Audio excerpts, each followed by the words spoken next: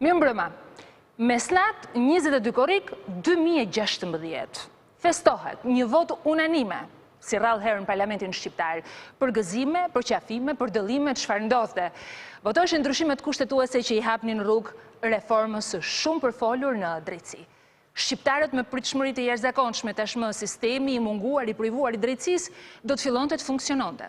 Përfaqësuesit kryesor që u ndërmorën me hartimin e reformës në drejtësi që nga ekspertët e lartë vendas dhe të huaj, përfaqësues të Bashkimit Evropian, të Shteteve të Bashkuara të Amerikës, të misioneve të akredituara në Shqipëri, patën një ide kaq optimiste për atë që po ndodhte sa nisën të japin dhe afate brenda 6-8 muajve do të ngriheshin institucionet kryesore të drejtësisë shqiptare. Ndërkohë, jemi prill 2019, ka ngaluar më shumë se 2 vite e gjysmë që nga ajo mesnat e korrikut të vitit 2016 dhe çfarë mund të themi për rezultatet e institucioneve të ngritura që do duhet të kishin nisur reformën drejtësie, e cila do duhet kishte dhënë edhe rezultatet e para. Vetë Këshilli i Lartë Gjyqësor dhe Këshilli i Lartë i Prokurorisë, dy qeveritë e rëndësishme të drejtësisë shqiptare, u krijuan me plot 22 muaj vonesë nga fati tyre kushtetues. Inspektoriati i Lartë i Drejtësisë ende nuk funksionon, natyrisht ende ka pikpyetje lidhur me kandidaturat apo edhe me kriteret vettingun që do të aplikohet për kandidatin e mundshëm, po ashtu edhe ket Komisioni i Emrimeve në Drejtësi, i cili dhe ai në mënyrë të pjesshme pas 21 muajsh u vu në funksionim, Këshilli i Lartë i Drejtësisë funksionoi jashtë afateve e kështu me radhë. Dhe vëmendja në fakt në këto 2 vite e gjysmë u fokusuar forcisht tek vettingu, pra ishte procesi i cili do të nxirrte jashtë sistemit gjithë prokurorët dhe gjyqtarët, të cilët kishin abuzuar me detyrën e tyre mbi bazën e 3 kritereve kryesore financiare, të integritetit dhe aftësisë së tyre profesionale. Ajo që pan shqiptarët dhe mundën me aq sa transparent u bë mundur gjatë kësaj periudhe, pan prokurorë gjyqtarë që më shumë se 50% e tyre nuk e kaluan dot vettingun, por kriteri në vetvete që më shumë u mor parasysh ishte ai i pasurisë. Pastaj pati midis tyre edhe dyshime nëse ka standarde të dyfishta për ajo që vlente për një përfaqësues të drejtësisë, nuk vleti për një tjetër në diskutimin për të. Por në vetvete edhe vettingu, një proces që zhvilloi për herë të parë Shqipëri në këtë eksperiment reforme drejtësie edhe në vendin tonë, u fokusoi më shumë tek ndëshkimi sesa tek nevoja për të parë se si përparonte sistemi, e cila është cilësia e punës tashmë të drejtuesve të rinj, transparenca, pavarësia e tyre, sistemi i karrierës e kështu me radhë. Ndërsa të gjitha këto ndodhnin dhe vettingu ishte vetëm një pjesë, një fazë e caktuar e reformës në drejtësi, shqiptarët nuk kanë durim. Nuk kanë durim sepse janë të raskapitur pranë dyrave të gjykatave, janë të rrjepur nga xhepat e tyre. Ata e dinë shumë mirë që nuk janë të gjithë të barabartë përpara ligjit dhe ligji është i padrejtë sa kohë që nuk vepron për të gjithë një lloj. Dhe kjo është thembre e akilit e vërtet në drejtësinë shqiptare. Sigla. Mirëmbrëma, të nderuar teleshikues, kjo është Tempora, takimi ynë i përnatshëm. Jemi drejt për drejt në radio televizionin Ora, mund na ndiqni në radio në frekuencën 96.7 MHz, jemi live në YouTube, jemi në Facebook. Ju uroj një mirëmbrëma dhe mirëseardhjen publikut që krijon atmosferën e domosdoshme në këtë studio ku do të ketë shumë të ftuar. Një pjesë e rëndësishme e tij do t'i kushtohet reformës në drejtësi, por unë jam fokusuar kësaj radhe, meqense nëse i hyn kësaj teme nuk do të mjaftonin jo 5 orë, por as 5 ditë, e siç po shohim as 5 muaj, as 5 vjet. Do të qëndroj tek ndëshkueshmëria, sepse gjithë shqiptarët presin, për shembull janë terma që kanë hyrë në zhargonin e përditshëm, SPAK, që është Prokuroria e Posaçme e Luftës kundër korrupsionit dhe krimit organizuar, Byroja Kombëtare e Hetimit, zgjedhja e prokurorit përgjithshëm për të kaluar nga një i përkohshëm. Dhe derisa të vi dita që shqiptarët të shohin pas hekurave ata zyrtar që kanë abuzuar me detyrën e tyre, të shohin ata zyrtar që janë lidhur me krimin organizuar, politikanë të cilët kanë krijuar skandale njëra pas tjetrës, të përfolura, të përgjuara, por që ende drejtësia do t'i marrë në duar edhe ti trajtoj. Dhe mos të shohin gjithnjë më shumë shqiptare qytetarë të thjeshtë që përfundojnë pas hekurave edhe për një faturë energjie elektrike të papaguar. Gjithsesi, reforma në drejtësi nisi dhe përfundoi kështu në elementin e saj kushtetues, pra në letër. E ndjekim Mariana Legisin.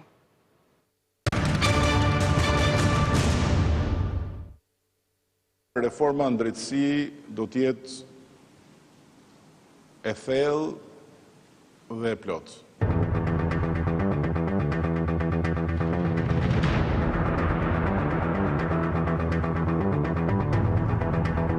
Premtimi i Edi Ramës në 2013 për një reformë në drejtësi nisi të vijej në jetë pas fitores së zgjedhjeve parlamentare.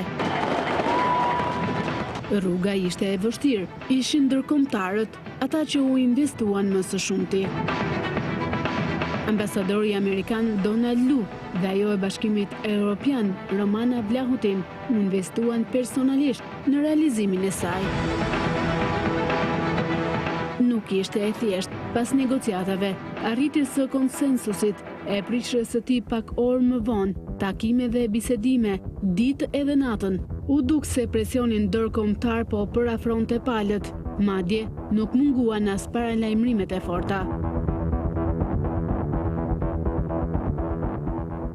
Do të ketë pasoja specifike negative nga Shtetet e Bashkuara për ata udhëheqës politik që do të votojnë kundër kësaj reforme. Ambasadori SBA-s e shikonte zgjidhjen tek dy njerëz, Edi Rama dhe Lulzim Basha, e në një formë të paprecedent, ish ambasadori Donald Lu kërkoi edhe ngujimin së bashku të liderëve politik deri në arritjen e një kompromisi. Mund të mbyllen brenda asaj sale takimi së bashku për jetë. Por Ilir Meta nuk mund të qëndronte në heshtje dhe kishte një tjetër përgjigje. Raportimi është ky. Hajde të mbyllemi, të marrim përgjegjësi pas zgjidhjen të gjë, ose që të pesë të ikim nga politika dhe nga diplomacia. Për t'i ardhur në ndihmë konsensusit, Ilir Meta, atëherë kryetari i parlamentit, ofroi edhe një tjetër zgjidhje. Unë personalisht jam gati që për hir të kompromisi, që nga ky moment të jap dorëheqje nga kryetari i parlamentit.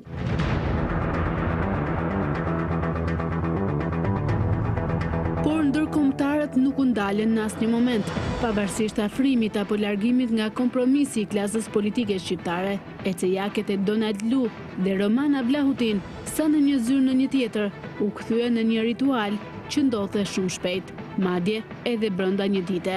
Ambasadorët lëvizën çdo gur për të arritur konsensusin e madh, e për këtë qëllim, ambasadori Lu zhvilloi edhe takime të posaçme me disa prej deputetëve të opozitës. Unë jam një prej tyre. Deklaroj votën time pro reformës. Kjo është një reformë jetike për shqiptarët, kjo reformë ditën e njëjtë duhet të votohet. Negociata deri në minutën e fundit, teksa pas një dite shumë të gjatë, në 22 korrik të 2016-s, politika shqiptare u bë bashk. Trupa e ambasadorëve të huaj, përfaqësues të Euralius apo Obdat, e natyrisht edhe Lulzim Basha, ishin ulur në lozhët e kuvendit në pritje të votimit historik të ndryshimeve kushtetuese. Ora shënonte 1:30 pas mesnate, e sikur më parë, të majtët e djathtë bashkuan votat, por edhe duart, në duart rokitjen për miratimin e reformës në drejtësi. 140 pro.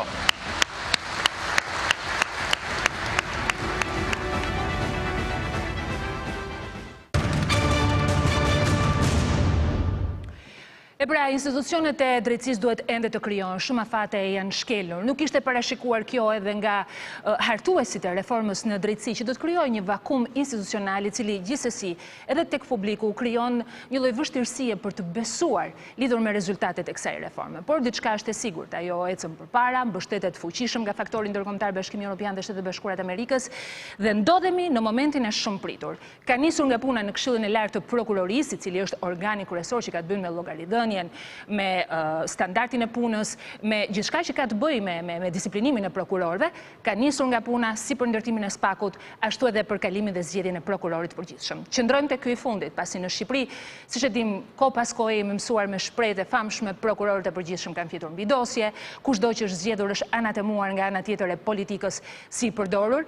Mirë po ka një test të fundme të hedhur në shtypin shqiptar nga një akademik, një kontribues i rëndësishëm, studiues i Exit.al, një prej portaleve më të rëndësishme në vend, i cili ka hedhur një test të tij, sipas së cilës Arta Marku nuk mund të rikandidojë për pozicionin e prokurores së përgjithshme dhe për këtë ka të gjithë argumentet domosdoshme.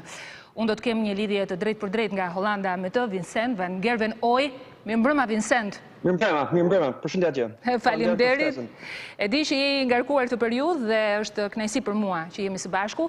Ti ke ndjekur në mënyrë të vijueshme të gjithë ecurinë e reformës në drejtësi, le të themi që je nga kontribuesit më të shpesh të saj. Por unë dua të ndalem tek pjesa e ndëshkueshmërisë, sepse ti e kupton ajo është thembra e akilit dhe ajo që u dhem shqiptarëve sot. Por nga ana tjetër dhe tek një tezë hedhur lidhur me prokuroren e përgjithshme. Ta nisim në këtë formë. Si e konsideron punën e prokurores së përgjithshme të përkohshme që nga dhjetori vitit 2017 deri më tani? Okej, atëherë Atamarku u zgjoll si prokurori i përgjithshëm, domethënë i përkohshëm nuk ekziston. Nuk ekziston brenda kornizit ligjore shqiptare, domethënë ajo u zgjodh jo si prokuror i përgjithshëm, por sipas oraliusit dhe obdatit që na dhan ndonjë këshill ligjor, ajo u zgjoz si prokuror, domethënë zëvendës prokuror. Edhe prandaj nuk ishte nevojë për 60% të votave të parlamentit, edhe ajo u zgjoz vetëm me votat të majorancës. Po, edhe kishte përplasje, siç kemi parë në 2017. Ideja ishte ajo ishte zëvendës prokuror, si një zëvendës prokuror, domethënë një prokuror që nuk ka një tagër të gjerë si një prokuror i përgjithshëm, por ajo gjatë periudhës së saj deri sot në fakt, ajo ka abroguar të gjitha funksionet që ka në prokuror i përgjithshëm. Ajo ka funksionuar si një prokuror i përgjithshëm. Për shembull, ajo ka shkarkuar, ka transferuar disa prokuror brenda zyrës. Edhe kjo nuk lejohet brenda ligjit, as në kushtetut, as në ligjin për prokurorisë, ajo i përket KLP-s.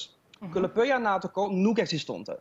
Atëherë kishte një klauzë tranzitore edhe brenda ligjit që u miratua nga parlamenti, edhe në këtë klauzë tranzitore thot shumë qartë që gjatë periudhës së tranzicionit, kur nuk ekziston akoma KLP-ja, prokuror i përgjithshëm nuk ka tagrin për transferimin, për shkarkimin, vetëm ajo ose ai mund të modifikojë në një mënyrë të, le të themi, superficiale, strukturën brenda prokurorisë, por jo shkarkim, jo transferim. Domethënë, gjatë kësaj kohe, ajo ka shkelur hapur ligjin. Si, le të themi, si prokuror. Edhe si zëvendës prokuror, sepse zëvendës prokuror i përgjithshëm nuk ka fare asnjë tagër në këtë drejtim. Domethënë, ajo na është qitur nga ndërkombëtarët, nga qeveria, si prokuror i përkohshëm, që nuk ekziston në ligj, ajo ka bërë disa akte që vetëm i përket prokurorit të përgjithshëm, edhe besoj se meqenëse se nuk kemi gjykata kushtetuese, kjo nuk është testuar, nuk ka patur asnjë interpretim për këtë problem. Edhe gjatë vettingut, për shembull, ONM-ja ka bërë disa vërejtje për këtë çështje. Ajo ka refuzuar për t'u përgjigjur. Edhe besoj se tani ajo ka dorëzënë kandidaturën e saj për prokurore përgjithshme? Po, besoj se KLP-ja do të jetë tani institucion qeverisë që do të gjykoj për këtë çështje, sepse s'kemi as gjykata kushtetuese, edhe gjatë vetting ajo ka kaluar vettingun në një mënyrë që unë besoj që nuk është shumë kështu e besueshëm, le të themi. Pra, Vincent, sipas jush, në këtë tagër, qoftë të prokurores së përkohshme që ka luajtur me kompetencat e zëvendës prokurores, por edhe në rast se është perceptuar si prokurore e përgjithshme, në të dy tagret ju mendonin që zonja Atamarku nuk mund të kandidojë, pra Këshilli i Lartë i Prokurorisë do të gjendet përballë një shkelje ligjore kushtetuese? Në të dyja raste, domethënë në të dyja interpretime ka patur shkelje ligjore. Nëse ajo është si, le të themi, si një zëvendës prokuror, ajo ka shkelur qartazi ligjin shqiptar. Nëse ajo është zgjedhur si prokuror i përgjithshëm, është e qartë që ajo duhet të ishte zgjedhur me 3/5 të votave. Domethënë ose.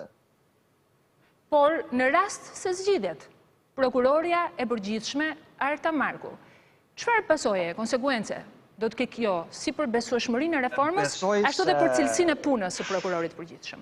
Megjithëse do të ketë kompetenca shumë të kufizuara, tashmë që ekziston dhe Këshilli i Lartë i Prokurorisë. Po, brenda kornizës së re, prokurori i përgjithshëm ka një funksion që është shumë e përkufizuar. Gjithsesi, ajo do të regoj, edhe domethënë nuk është e sigurt fare se ajo do të zgjidhet, domethënë ka 13 kandidat, domethënë ka disa. Por nëse ajo zgjidhet edhe prap një herë si prokuror përgjithshëm, edhe një gjë që nuk lejohet, sepse një prokuror përgjithshëm ka vetëm një mandat. Domethënë, nëse ai zgjidhet edhe për një mandat tjetër, kjo do të thotë që ajo ka qenë si zëvendës prokurori i përgjithshëm. Pra bie supozimi se ajo është sjellë si prokurore përgjithshme, ky supozim bie në krye të herës sepse nuk mund të rikandidonte. Ndërkohë, nëse kandidon në cilësinë e prokurores së përkohshme. Në këtë rast, ajo është zgjedhur në një mënyrë të rrëmë. Atëherë, domethënë, sipas meje, edhe sipas interpretimit tim, edhe nuk kam dëgjuar asnjë kundërshtim deri tani me këtë interpretacion, as nga ndërkombëtarët, as nga qeveria, që ajo nuk mund të zgjidhet fare. S'ka mundësi ligjore. Problemi është kjo, që besoj se KLP-ja do përgatis një listë me 3 kandidatë. Ajo mund të jetë brenda këtij listë. Pastaj, kjo listë dërgohet në parlament, edhe parlamenti në fundit bën një zgjedhje. Duket shumë qartë që besoj pas disa muaj, besoj edhe në këtë moment, mazhoranca socialiste ka një shumicë cilësore. Me deputetët që tashmë kanë pranuar mandatin. E ka kaluar numrin 84. Domethënë nga opozita e re që votojnë së bashku me mazhorancën. Domethënë mund të ketë një skenar që ajo zgjidhet me 3/5 të votave si një prokuror përgjithshëm, le të themi legjitim. Edhe besoj se kjo do të jetë një dëm shumë i madh besueshmërisht. Së të gjithë reformës në drejtësi më pas. Po. Domethënë ka patur më shumë probleme se vetëm kjo situatë me prokurorin e përgjithshme. Domethënë tani ka një problem shumë më i madh me KLP-n e vet. Domethënë ka një anëtar që shkarkuar nga KPA-ja, Antoneta Çevdari. Domethënë ka një karrikë bosh në këtë moment. Edhe duhet të mendojmë se këta institucione janë, domethënë si kompromis kanë një kompozim me shumë barëspesh. Për shembull, në KLP-ja ka 6 anëtar nga ana e prokurisë, edhe 5 nga ana, domethënë që zgjidhen nga parlamenti. Po, shoqëri civile, profesor, avokat. Edhe ata zgjidhen nga parlamenti, domethënë nga mazhoranca. Edhe tani që është larguar Çevdari, ka 5/5.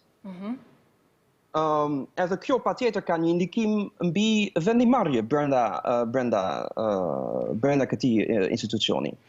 Edhe duhet të shohim nëse Buarqeshi në fundit edhe do të jetë shkakuar, sepse ai ka qenë bashkëpunëtor, ose kjo duket. Është në proces për të verifikuar. Është një proces, besoj se tani është tek ekspertim për durshkrim, kush e di, tek Ministria e Brendshme, domethënë tek një institucion shtetëror, edhe duhet të shohim nëse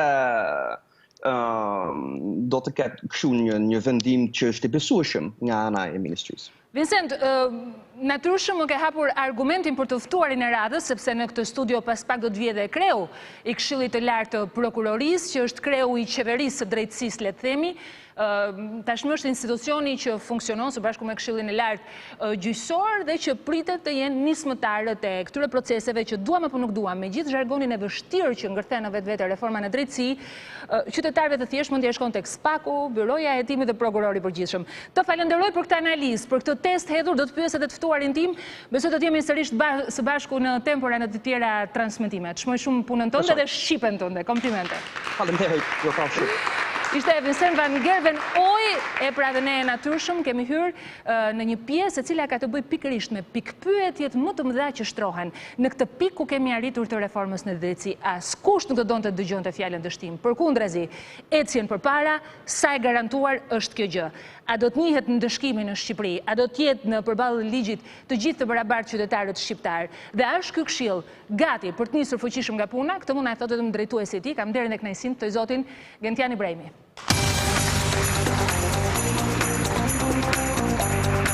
Mirëmbrëma. U dëroni.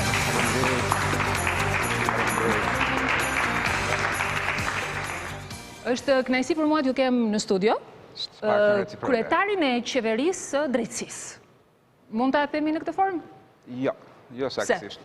Kjo do ishte më saktë për ndoshta kryetarin e Këshillit të Lartë gjyqësor, që është një zonjë në fakt. Zonjë, po. Ata kanë kompetencat plota mbi sistemin, në rastin tonë ne jemi më shumë një zyrë kuadër e sistemit prokurorisë, kompetencat në rastin e prokurorisë janë ndarë midis prokurorit përgjithshëm, sa i takon menaxhimit buxhetit edhe të resurseve njerëzore administrative, midis drejtuesve të secilës zyrë të prokurorisë edhe nesh këshillit, cilët merremi me personelin, me prokurorës, me karrierat e tyre praktikisht.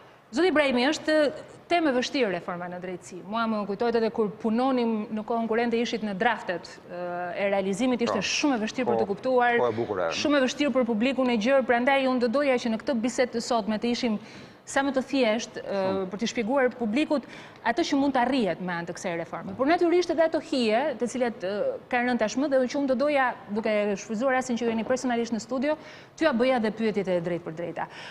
Në radhë të parë një herë ju jeni një nga hartuesit e, le të themi, ekspertët e lartë të reformës në drejtësi. Në një pikpamje ose në një tjetër ka një grup njerëzish, edhe vetë opozita, mendon se ky është një konflikt interesi për ju, sepse ju jeni duke zbatuar ligjet që i keni bërë vetë. Cila është përgjigja juaj në këtë? Po, është një tezë në fakt që e kam dëgjuar vazhdimisht edhe në fillim edhe më irritonte disi, sepse e llogarisja si diçka disi personale, derisa pastaj u mësova gradualisht me të dhe kuptova si një lëvizje politike, siç janë shumica e lëvizjeve dhe argumentave që këmbehen midis palëve nëpër ekrane, nëpër studio. Kështu që nuk e quaj si diçka që ka të bëjë me mua, por ka të bëjë me politikën, në fundit. Ju vetë, në rast se do të gjykonit një koleg nga kjo pikpamje, dilni pak jashtë, hiqeni xhaketën e kreut të KLP-s. Dikush që ka hartuar reformën dhe ulet në këtë karrige për ta zbatuar. Ka nga pikpamja teknike, proceduriale dhe ligjore ndonjë ngërç në këtë histori? Absolutisht jo.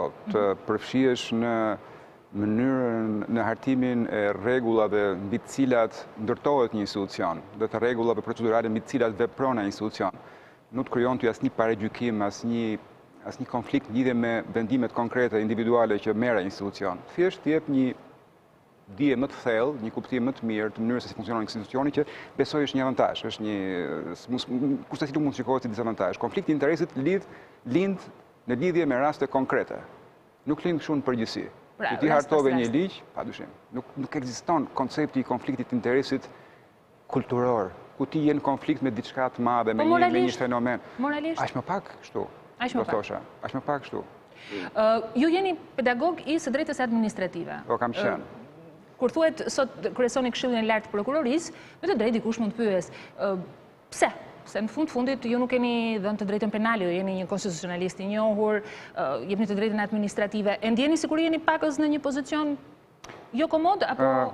Në fakt, ndoshta është rasti për të bërë një sqarim të rëndësishëm se puna e Këshillit Lartë Prokurorisë është në thelb një punë administrative, që ka të bëjë me menaxhimin e karrierave të prokurorëve, me mënyrën e rekrutimit të kandidatëve për prokurorët, vlerësimit performancës të tyre, të avancimit të tyre në karrierë mbi bazën e meritës dhe performancës, të disiplinimit të tyre në raste kur është e nevojshme. Pra është një çështje në thelb është një proces administrativ. Ka dhe element kushtetues brenda, kur është fjala për t'u dhënë kandidatëve për poste të caktuara ose atyre që ndëshkohen një proces të rregullt ligjor, pra ka element kushtetues dhe administrativ shumë më tepër se sa elemente të drejtës penale. Nuk ka fare elemente të drejtës penale. Ne nuk merremi kurrë me çështjet, absolutisht.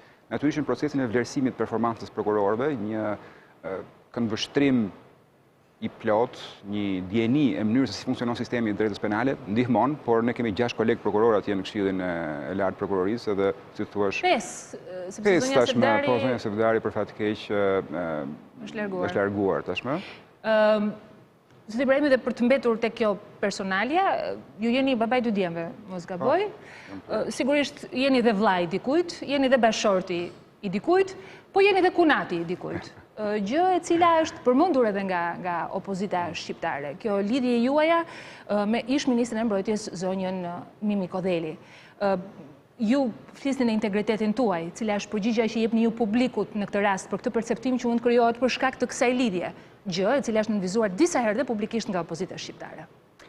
Po mundohem të shoh midis rreshtave në fakt, edhe fakti që në lidhje me personin tim ngrihen këto 2 pretendime, pra fakti që unë pas kam një konflikt interesi që bjen ndesh me definicionin këtij koncepti, po që unë pas kam një konflikt interesi në ushtrimin e detyrës time për shkak të faktit që jam angazhuar në hartimin e rregullave mbi bazën e të cilave funksionon ky institucion.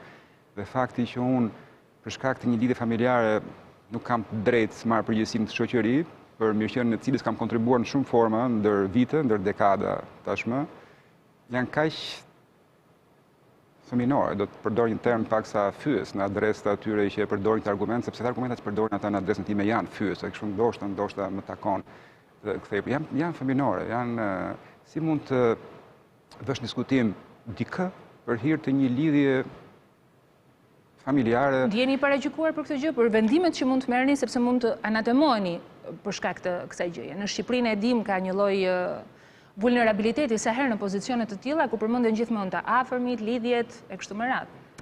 Është një lloj mentaliteti që për mua është krejtësisht i huaj. Nuk e di, ndoshta për njerëz që vijnë nga, nuk e di, nga background-e shoqërore në të cilat lidhjet familjare janë kaq të forta sa që diktojnë staturën e këtyre njerëzve në shoqëri, diktojnë mënyrën se si ata mendojnë se si veprojnë, ndoshta kjo është diçka që duhet marrë parasysh, ndoshta kjo zërrënj tek publiku i gjerë. Më vjen shumë keq për këtë. Unë jam një qenie kozmopolite që kam lindur në qytet të madh, jetoj në qytet të madh, kam ambicie personale, profesionale, kulturore. Ekzistoni pavarësisht, le të themi, të tjerave. Është kaq, po përdor të njëjtin epitet fëminore që të mendosh që një fakt i tillë shoqëror, si të qenit në lidhje familjare me dikë të ndikojë në gjithçka që ti je, është përsëri fyse.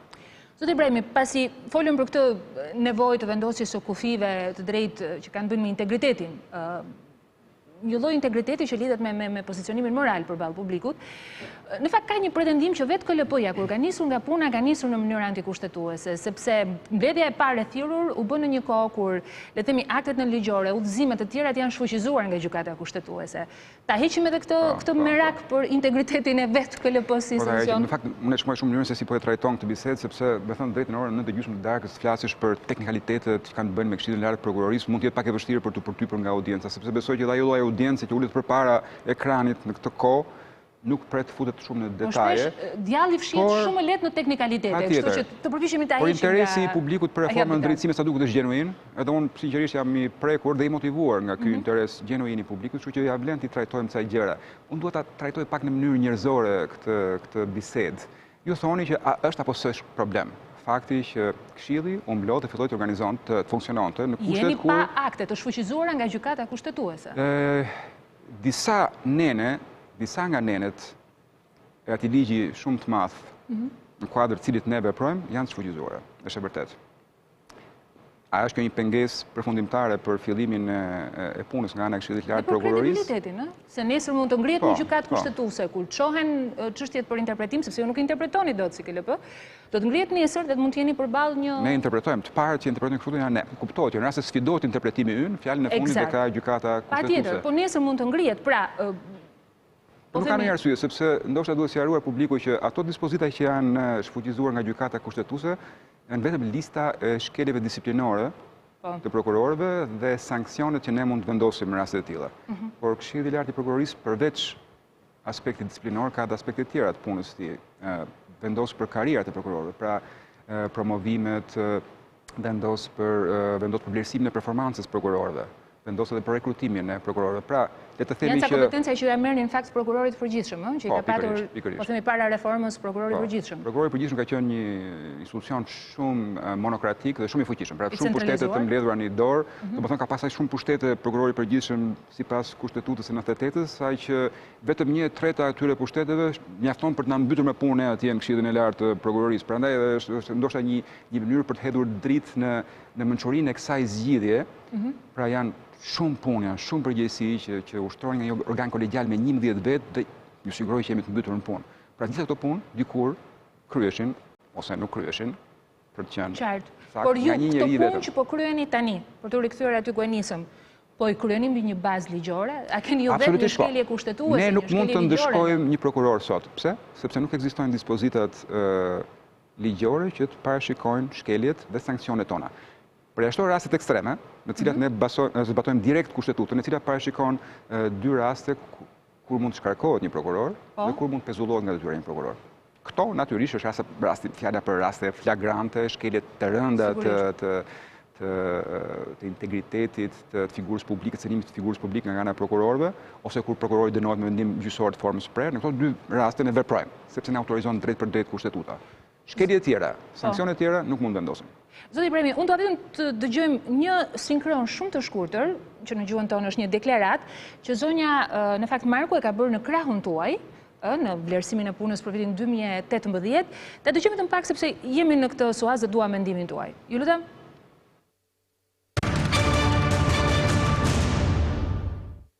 Prokurorët, disa prej jush, keni treguar se dinit punoni, dinit përballoni ngarkesë dhe në kushtet e një presioni jo të vogël, shumë dimensional. Por, gjatë këtij viti, disa prokurorë të tjerë nga radhët tuaja na kanë bërë që të na vi turp që jemi prokuror. E kanë keq përdorur funksionin e tyre të ndjekjes penale, duke nxjerrë informacion, dokumentacion, pa dashur t'ia dinë, për ruajtje të sekretit hetimor apo për parime bazë mbi të cilat duhet të ushtrojnë funksionet. Duke u kujdesur që të bënin këtë që nuk duhet të bënin, në fakt kanë harruar të bëjnë detyrën, të hetojnë dhe të kryejnë veprime proaktive aty ku duheshin kryer. Jo vetëm mund të shtoja edhe fjalin që tha në krah të zonjës Prela, që është shndruar në një supermarket, prokuroria e krimeve të rënda, apo raste të tjera proceduriale që të bëjnë përshtypje që deklaron më përpara kryeministri dhe krye grupit parlamentar socialist sesa vetë prokuroria. Në kushtet kur prokuroria vetë thotë nuk mund ta bëj unë një gjë të tillë. Ju si institucion ende nuk keni korpusin e nevojshëm ligjor të miratuar për të vepruar. Po përgjegjësi publike, a ka KLP-ja? Sepse në këtë rast e kam marrë si tagër nga prokuroria e përgjithshme, për këtë sjellje të prokurorëve, flas për përgjegjësinë publike, jo për Natyrisht që kjo që tha zonja Marku ishte një deklarat quasi politike, sepse ajo reflekton deklarata, kanë fjalën reflekton perceptimin e saj, i cili është një perceptim natyrisht i thelluar, sepse në fundit ajo është prokurore e përgjithshme dhe ka informacion konkret në lidhje me çështje konkrete për prokuror konkret. Por si të qoftë mbetet një deklarat quasi politike, pra e ngritur në nivelin e një shqetësimi. Që këto çështje të adresohen në mënyrë procedurale ligjore, duhet marrin formën e një pretendimi për shkelje disiplinore konkrete. Ato që tha zonja Marku janë më shumë vepra penale se sa shkelje disiplinore të një prokurori, dhe ato vepra penale, si thua hetohen, vjen në lëvizje nga një kallëzim, nga një hetim, dhe eventualisht nga një ndëshkim gjyqësor. Prandaj po them që shumë, domethënë nuk është jo më kot kemi veting. Pra vetingu është një institucion unikal që e kemi ne këtu në Shqipëri, i cili po vepron fort, madje edhe më shumë se sa ishin pritshmëritë shumë kujt në fazën e hartimit të ligjeve, është një zgjidhje traumatike që ne ja kemi imponuar vetvetes pikërisht për të adresuar këto probleme. Po, por ka një vakum ku ndëshkueshmëria është e penguar për momentin, ë? Në fakt, unë bisedova edhe me ndëshkueshmëri më shumë se sa vetingu. E vërtet. Me Vincent van Gerwen Oy, ai hodhi një hipotezë, unë do doja më një herë pas hapësirës publicitare, sepse do të jetë në tagrin e KLP-s për të vendosur një gjë të tillë. Ai mendon se një studiues shumë i mirë edhe i ligjeve në Shqipëri, se zonja Marku nuk mund të kandidojë për prokurore përgjithshme, dhe me njëherë më pas do të flasim edhe për spakun dhe pritshmëritë e punës së KLP-s në këtë kuadër. Me njëherë pas hapësirës publicitare, na ndiqni. Jemi në Tempora, në transmetim të drejt për drejt në Radio Televizionin Ora, në YouTube, në Facebook, në Radio 96.7 MHz, në studio me mua, kreu i Këshillit Lart të Prokurorisë, zoti Gent Ibrahimi. Zoti Ibrahimi, ishte eksaktësisht një tezë e hedhur nga Vincent van Gerwen Oy, sipas të cilit prokuroria aktuale e përkohshme, zonja Arta Marku, nuk mund të kandidojë. Argumentat e tij qenë në rast se zonja Marku ka qenë në cilësinë e zëvendës prokurores, pra e zgjedhur nga parlamenti me votat e majorancës, ajo ka ndërmarrë një seri veprimesh, siç është lëvizja e prokurorëve, që janë tagër i prokurorit përgjithshëm. Kështu që këtu është në një shkelje, le të themi, të tagrit të saj. Në të kundërtën, nëse ajo është perceptuar si një prokurore përgjithshme, dihet që një prokuror i përgjithshëm me ndryshimet kushtetuese nuk mund të kandidojë më shumë se një herë. I takon KLP-s të marrë këtë vendim. Po, kam lexuar artikullin e zotit van Gerwen Oy dhe më ka intriguar intelektualisht, sinqerisht. Është një këndvështrim interesant që të paktën në mendjen time për herë të parë ngriti dyshimin nëse zonja Marku mund të kandidojë apo s'mund të kandidojë. Tani që ne kemi hapur garën për prokuror përgjithshëm, unë sinqerisht nuk e di nëse do kandidojë apo jo zonja Marku. Natyrisht që ajo ka një piknisje të mirë, duke qenë për rreth një vit e gjysmë në pozicionin e prokurorit përgjithshëm. Pozicioni i prokurorit përgjithshëm është një pozicion i respektueshëm, dinjitoz, ku njeriu ka plot mënyra për të realizuar vetveten dhe për të shërbyer shoqërisë vet, kështu që besoj që ajo ka gjithë motivimin e duhur për të kandiduar, por sidoqoftë në krye të 3-4 javëve do të marrin vesh nëse zonja Marku dhe të tjerë do të kandidojnë apo jo. Interesante teza. Më duhet të them që nuk e gjej plotësisht të saktë për disa arsye. Kujtoj faktin që për sa kohë që ishte në fuqi Kushtetuta e vjetër, detyrën e prokurorit përgjithshëm e ushtroi zoti Adriatik Llalla, i cili zgjodhi të largoheshte nga posti i tij në datën dhe në orën kur mandati i tij, sipas Kushtetutës së 98-s, mbaroi. Do duhet zgjidhej prokurori i ri i përgjithshëm sipas asaj procedure që parashikon Kushtetuta e re. Pra, Këshilli i lartë i prokurorisë mblidhet, bën një thirrje, vlerëson kandidatët. Nuk ekzistonit ju aso kohë. Nuk ekzistonte Këshilli i lartë i prokurorisë. Atëherë, çfarë mund bëhet? Domethënë, mua më shqetëson vetëm një gjë tek njerëzit që marrin përsipër të interpretojnë. Interpretimi është buka dhe uji i çdo juristi. Pa interpretim nuk mund të shkosh, nuk mund të lëvizësh asnjë metër. Megjithatë, interpretimet të cilat janë të frymëzuara nga nevoja për të frenuar gjithçka më shqetësojnë. Sepse unë mund të pyetjen tjetër, më jep ti një zgjidhje. Çfarë zgjidhje do jepte Njëra zgjidhje të kishim gjykatën kushtetuese në veprim të kishte zgjidhur. Iku zoti Llalla. Çfarë do bëj? Kush e krijoi këtë vakum, zoti Ibrahimi? Ja, ju jeni një nga ekspertët e lartë që ka hartuar. I kishit parashikuar ju këto vakume? Absolutisht po. Këto diferenca afatesh, këto shtyrje, këto mungese akte nënligjore, i kishit parashikuar? Para punës, kjo është një reformë super komplekse. Reforma të tilla pak kush ka bërë ndonjëherë. Reforma të tilla mund të jenë bërë në Kutadion, pas luftës parë botërore, si një eksperiment. Pas luftës së dytë botërore, ku sistemet e tëra politike dhe juridike janë kthyer përmbys. Kjo është një reformë shumë komplekse. Ku gjithçka ka ndryshuar, gjithçka, absolutisht. Roli i këshillave, roli i prokurorit përgjithshëm, roli i gjykatës lartë, roli i gjykatës kushtetuese, i ministrit drejtësisë, gjithçka ka qenë në një mënyrë dhe është bërë në një mënyrë tjetër. Kuptohet një reformë të tillë, parashikosh në detaj gjithçka, ndonjëherë nuk është e mundur. Ka momente të cilat dalin dhe jashtë imagjinatës hartuesit, sado ekzigjen. Për shembull, mungesa e gjykatës kushtetuese, gjykatës së lartë, e kishit parashikuar? Po për sa kohë që ti parashikon vettingun, dhe parashikon që antarët e gjykatës kushtetuese, më thënë, padyshim që ishte parashikuar. Kush mund ta thoshte nëse do iknin të gjithë, do ikte gjysma, do ikte 1/3, do ikte vetëm një, askush nuk mund ta thoshte. Padyshim që reforma u bazuar në perceptimin dhe në bindjen politike, sociopolitike, të klasës politike, po të publikut shqiptar, që sistemi i drejtësisë është i kalbur. Dhe që të gjithë prisnin që vetimu do të shpinte në, le të themi, largimet personave të cilët kanë pasur probleme me integritetin, qoftë edhe me profesionalizmin. Por Komisioni i Venecias, juve ju a tha, më falë që ju ndërpres zoti Ibrahimi, vetëm për të ndihmuar argumentin. Komisioni i Venecias qartas e tha që procesi i vettingut, por në fakt edhe proceset tjera që do të mbeteshin kështu pezullë, kishin riskun e përdorimit politik nga secila forcë që do të vinte në pushtet. Sot janë socialistët, nesër mund të jenë demokratët e kështu me radhë. Pra, në një mënyrë apo në një tjetër, ju keni menduar vetëm si jurist kur janë bërë këto gjëra? Se nga njëra anë, dakord vettingu do të përjashtonte shumë, po nga ana tjetër e kuptonin që këto vakume përdoren politikisht dhe sidomos nga pushteti, se ai është që mund të ketë ndikimin. Pra, kjo gjë nuk ju ka shqetësuar në krye të herës, qoftë edhe në zgjedhjen e prokurores me një zgjidhje ad hoc, siç ishte gjetja e prokurores përkohshme. Son prap kthej pyetjen, më jepni ju zotëria në fjalë, pra zgjidhjen. Prokurori i përgjithshëm detyrë u largua. Shqipëria ka nevojë prokuror përgjithshëm apo jo? Nuk mund të funksionojë pa prokuror përgjithshëm. Atëherë lind pyetja, mbi bazën e cilit ligj do zgjidhet ky prokuror i ri? Mbi bazën e ligjit të ri, shumë e thjeshtë. Po ligji i ri nuk mund të zbatohet, thjesht nuk mund të zbatohet, sepse procesi i krijimit të institucioneve është kompleks, është i zgjatur. Kush e zvarriti? Procesin e krijimit të këshillave nuk e ka zvarritur kërkush përveç faktit që ka pasur disa tentativa për rrëzimin e këtyre ligjeve në gjykatën kushtetuese. Gjykata kushtetuese nuk e ka pezulluar zbatimin e këtyre ligjeve, kështu që nuk është bërë shkas për... Ndikimi politik ju ka shqetësuar?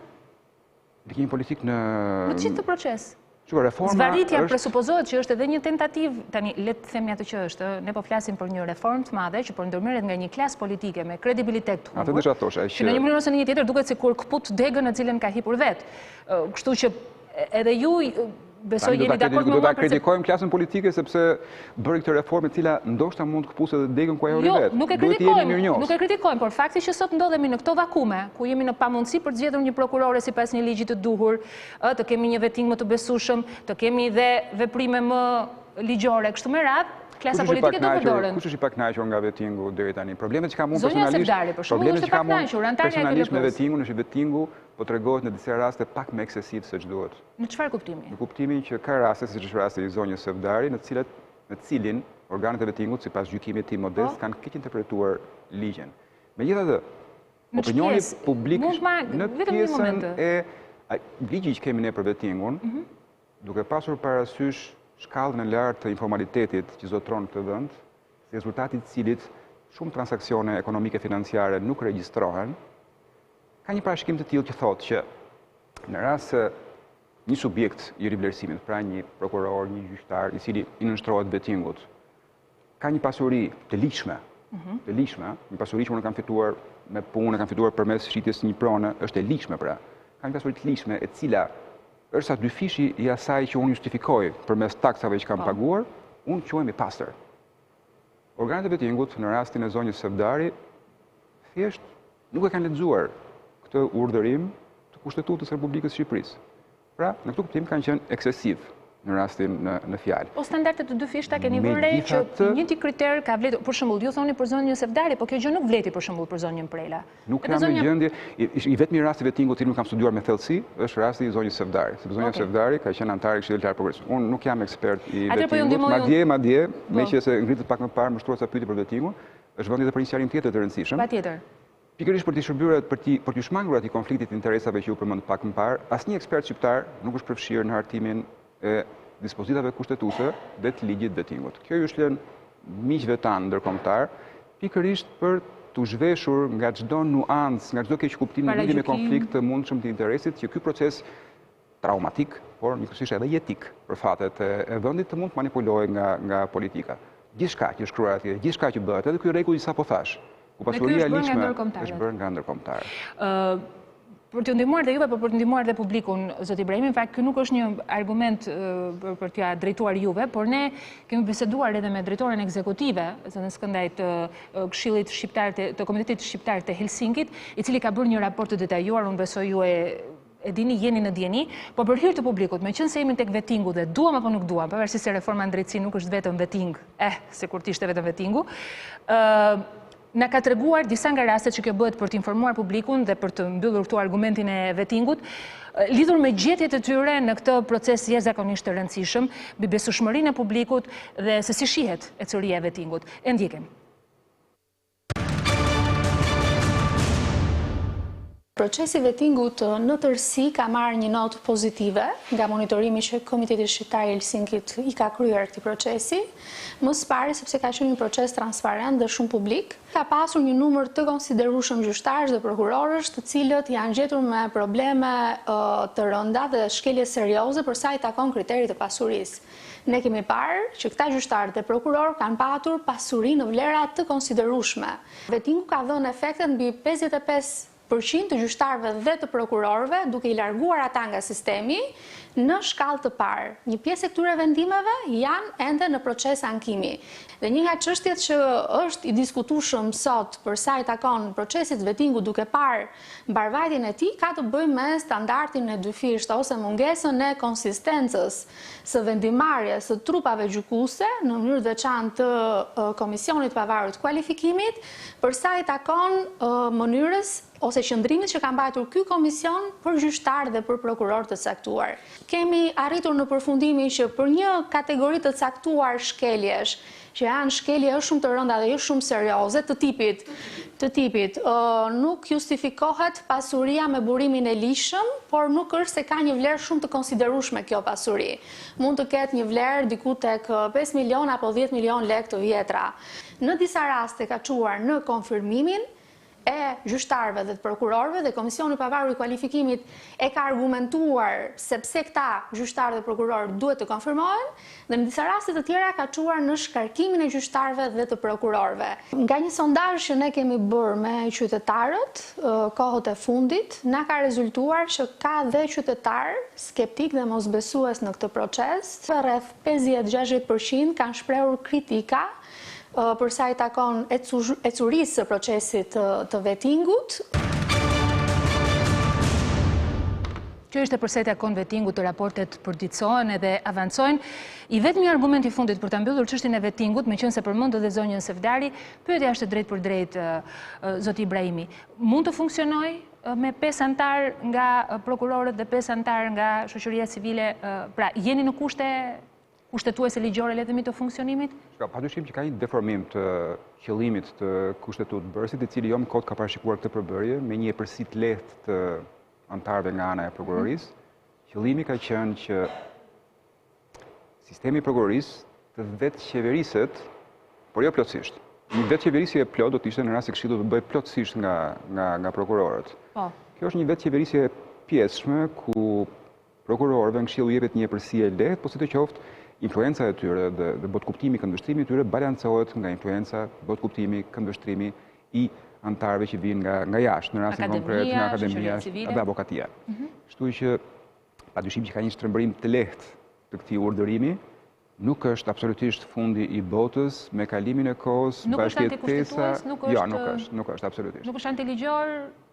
Natyrisht është një mungesë e përkohshme që do të zëvendësohet shpejti me një tjetër antar prokuror, por ndesha të them këtë që bashkëjetesa në institucione sjell një lloj sheshimi të individualiteteve, të specifikave të personazheve që shërbejnë këto institucione. Pra ne bëjmë gjithmonë më shumë prokurorë, dhe ata prokurorë bëjnë gjithmonë më shumë si njerëz të shoqërisë civile dhe ne arrim drejt konvergojmë një masë të madhe nga pikpamja botkuptimore, kam fjalën me kalimin e kohës, kështu që këto diferenca që janë disi të theksuara në fillim vinë dhe sheshohen në një kuptim të mirë, në kuptimin që ne e shohim dhe kuptojmë më mirë botën e tyre dhe ata e shohin dhe kuptojmë më mirë botën tonë, që në rastin konkret është shoqëria, pjesa tjetër e shoqërisë shqiptare, e cila do të ketë një fjalë në mënyrë se si qeveriset, se si drejtohet sistemi i prokurorisë. Zoti Ibrahimi, unë ju a bëj këtë pyetje vimësisht sepse KLP-ja tani ndodhet përballë procedurave shumë të rëndësishme.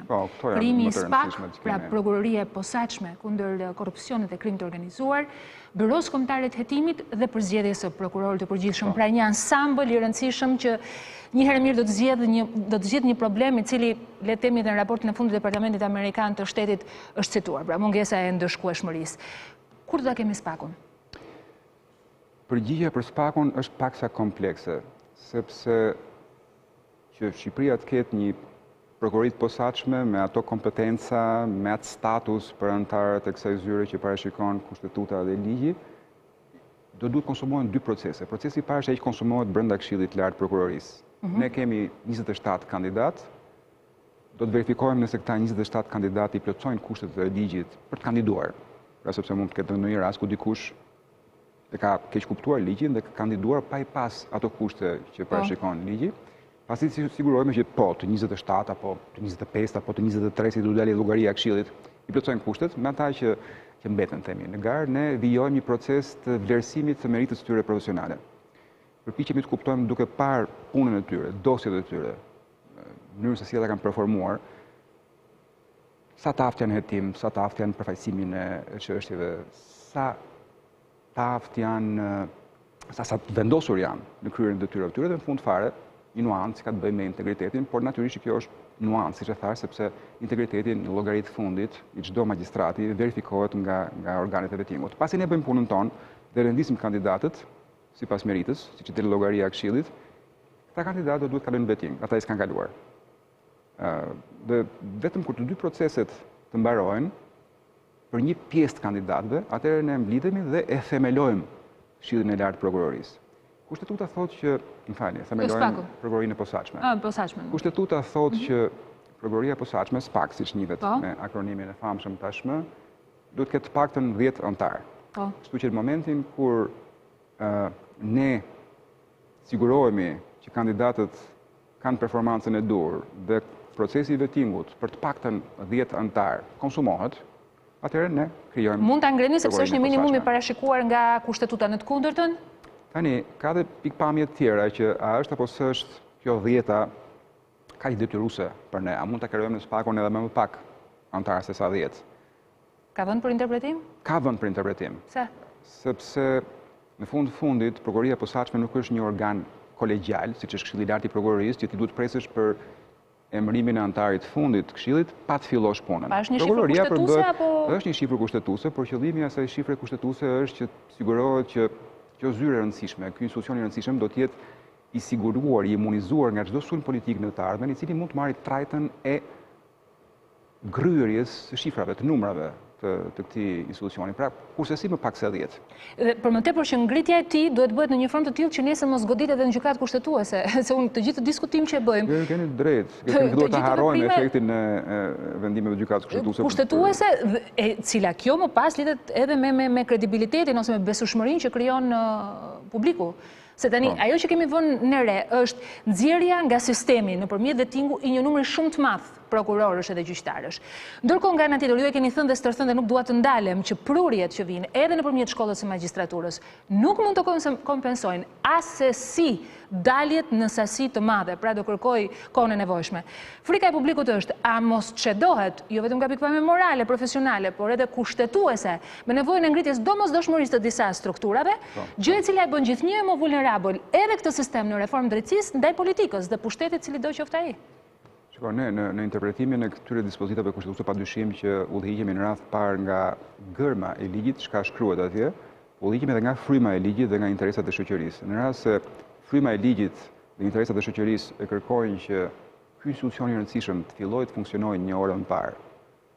Këto natyrisht rëndojnë ata anë të kandarit që qëndron për një fillim spakut qoftë të pa 10, qoftë të pa 10 antar, pa 10 prokuror. Megjithatë, nuk duhet paragjykoj kurse si vendimi do të marrë Këshilli i Lartë i Prokurorisë në lidhje me këtë çështje, sepse kjo duhet një çështje e vendimit të Këshillit të Lartë të Prokurorisë. Pra Këshilli i Lartë do ta marrë me 10 antar apo me 11 antar vendimin? KLP-ja. Me aq atje në atë çast. KLP-ja mund të marrë vendime deri me 7 antar. Ky është kurumi ligjor në cilin KLP-ja mund të funksionojë. Që janë prezent, por që janë efektiv? Jo, padyshim që 7 antar, nëse KLP-ja ngelet me 7 antar larg qoftë. Dhe këta 7 janë pranishëm mbledhje, ne mund të marrim vendime. Unë shpresoj dhe mendoj që nuk do të vim në këtë pikë, por gjithsesi përsa kohë që KLP-ja ka 7 antar, veprimtaria e saj, vendimet e saj janë të ligjshme dhe kushtetuese. Padyshim do ketë një çedim, një gryerje sa i takon legitimitetit në kuptimin moral të fjalës. Vendimeve tona, natyrisht një vendimarrja me përbërje të plotë është e ndryshme nga vendimarrja me 7 antar. Por gjithsesi nuk vjen diskutim kushtetueshmëria e vendimarrjes tonë. Zoti Ibrahimi, përpos kushtetueshmërisë, shumë dosje për të trajtuar, unë me çdo vazhdoni të jeni në ambientet e prokurorisë përgjithshme, gjë e cila në një mënyrë ose në një tjetër edhe për publikun nuk është rasti më i mirë për të krijuar një lloj besueshmërie. E di që keni shumë pak ambiente. Unë do të kisha dashur të asillja kamerën aty edhe të shihej në sa hapësirë funksionon sot ky organ i rëndësishëm i qeverisjes së drejtësisë, Këshilli i Lartë i Prokurorisë. Buxhetet më rezultojnë në bazë të informacioneve që mbledhen dhe nëpërmjet gazetarëve tanë që janë shumë të ulta. Tani nuk e merr seriozisht. Jo, nuk janë të ulta, thjesht janë ende të pa alokuara. Të pa alokuara, po dyshimi është dakord ana kushtetueshmërisë dhe ligjore, po ana infrastrukturore dhe e përballon ju do të. Po padyshim që në këtë pikë ka një çedim serioz nga ana e qeverisë. Këtu nuk ka, kjo është një gjë e qartë, unë kam thënë, është një pyetje për ata, jo për ne. Unë di të them që cila është përgjigjja që keni marrë? Ne së shpejti nuk kemi të marrim asnjë përgjigje. Domethënë alokimi i buxhetit, gjetja e godinës janë kompetencat e qeverisë. Dhe padyshim që ka një çedim serioz nga ana e qeverisë. Kam thënë disa herë këtë, ne së shpejti mbushim muajin e 4 në detyrë dhe ende nuk kemi zyra, ende nuk kemi administratë, ende nuk kemi financa, po ndërkohë i kemi apo si kemi në këto. Brenda kësaj kohe, brenda 2 muajve në vijim, ne do të mbarojmë detyrat më të rëndësishme të Këshillit dhe të gjithë reformës. Në përgjithësi, përveç vettingut, unë do thosha që në qershor ju mendoni që është ky limit. Nga mesi i korrikut ne do të kemi kryer 2 funksionet tona më të rëndësishme. Dhe deri atëherë ne s'kemi për të pasur as zyrën, as administratën. Do kemi buxhetin. Publiku me të drejtë mund të pyes, sepse ne hapim ekranin, shohim edicionet informative zoti Ibrahimi, edhe ju si qytetar në këtë rast, vetëm si kreu KLP-s do të shqetësoni.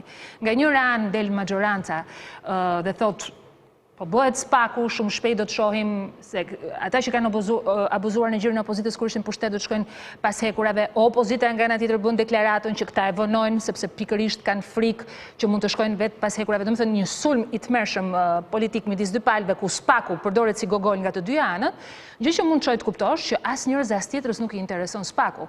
Dhe ndoshta edhe kjo formë me mos delegimit të buxheteve, vendeve të vogla, e kushteve jo normale, intimidon në një mënyrë ose në një tjetër punën tuaj. Unë tani nuk mund ta gjej dot se si mund të ndikoj politika, nuk mund ta imagjinoj dot tani si mund të ndikoj. Por publiku është në drejtën e tij të besoj, mos ndoshta këtu jemi në kushtet e mungesës kredibilitetit funksionimit të KLP-s.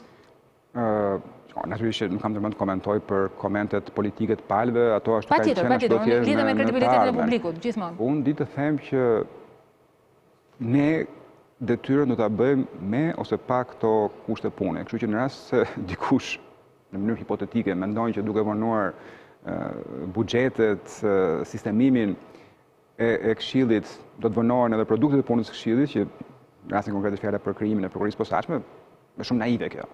Ne kemi afate ligjore, kemi detyra ligjore, të cilat do t'i kryejmë sa s'bën, me ose pa këtë mbështetje. Kështu që besoj që ky është një çedim administrativ, është një problem që qeveria shqiptare e shfaq në përgjithësi. Ne nuk kemi arritur në mënyrë eficiente. Ne nuk administrojmë bizneset në mënyrë eficiente. Madje as marrëdhënie personale nuk kemi eficient midis njerëzve. Kështu që këto janë simptoma kombëtare që për fatin tonë të keq po rëndojnë me shpatullat e Këshillit të Lartë Prokurorisë në këtë rast. Zotë Gent Ibrahimi, ju do të zgjidhni edhe prokurorin e përgjithshëm, unë kam një pyetje konkrete.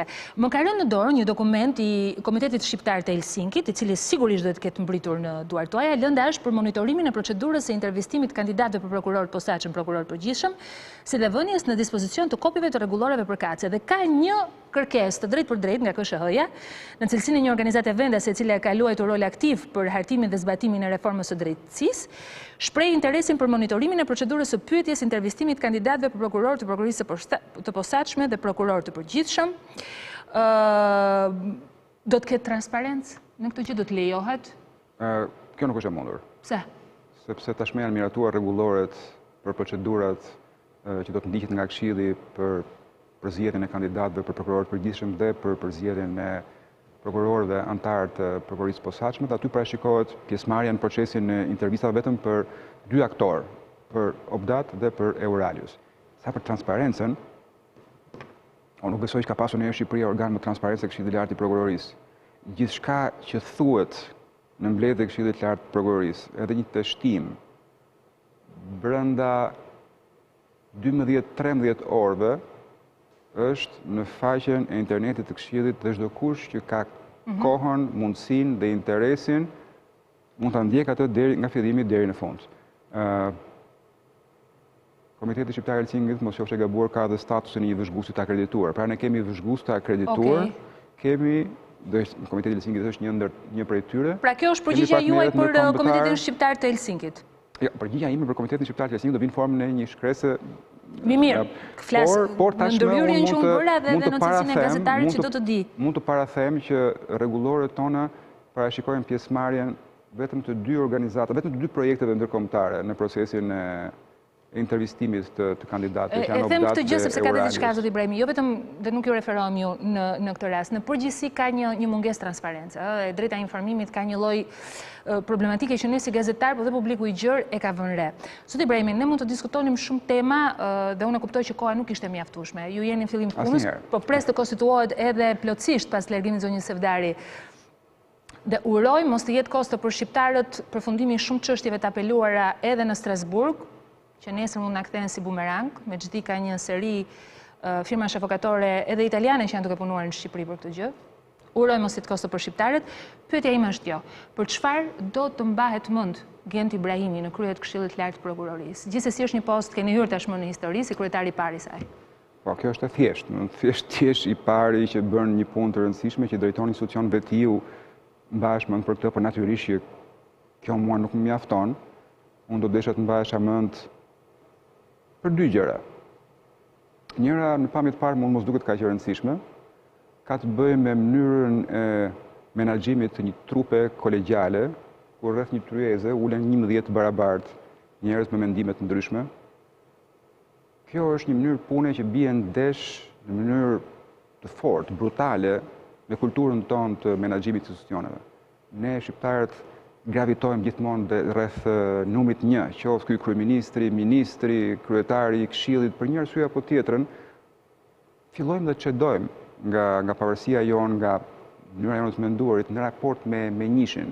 Gjë që në rastin e Këshillit të Lartë të Prokurorisë nuk është e mundur qoftë për shkak të rregullimeve ligjore, por qoftë edhe për shkak të personalitetit tim, i cili nga natyra është i tillë që kërkon pjesëmarrje, kërkon rrahje mendimesh, dhe në rast se kjo kulturë institucionale mbetet në Këshillin e Lartë të Prokurorisë ndihmësi, do isha me të vërtetë shumë i lumtur dhe shumë krenar. Dhe e dyta, mund ta imagjinoni edhe pa përgjigjen time, është natyrisht një prokurori e posaçme cilësore, nga pikpamja e përbërjes njerëzore, dhe një prokuror i përgjithshëm me të vërtetë i dashur nga shqiptarët.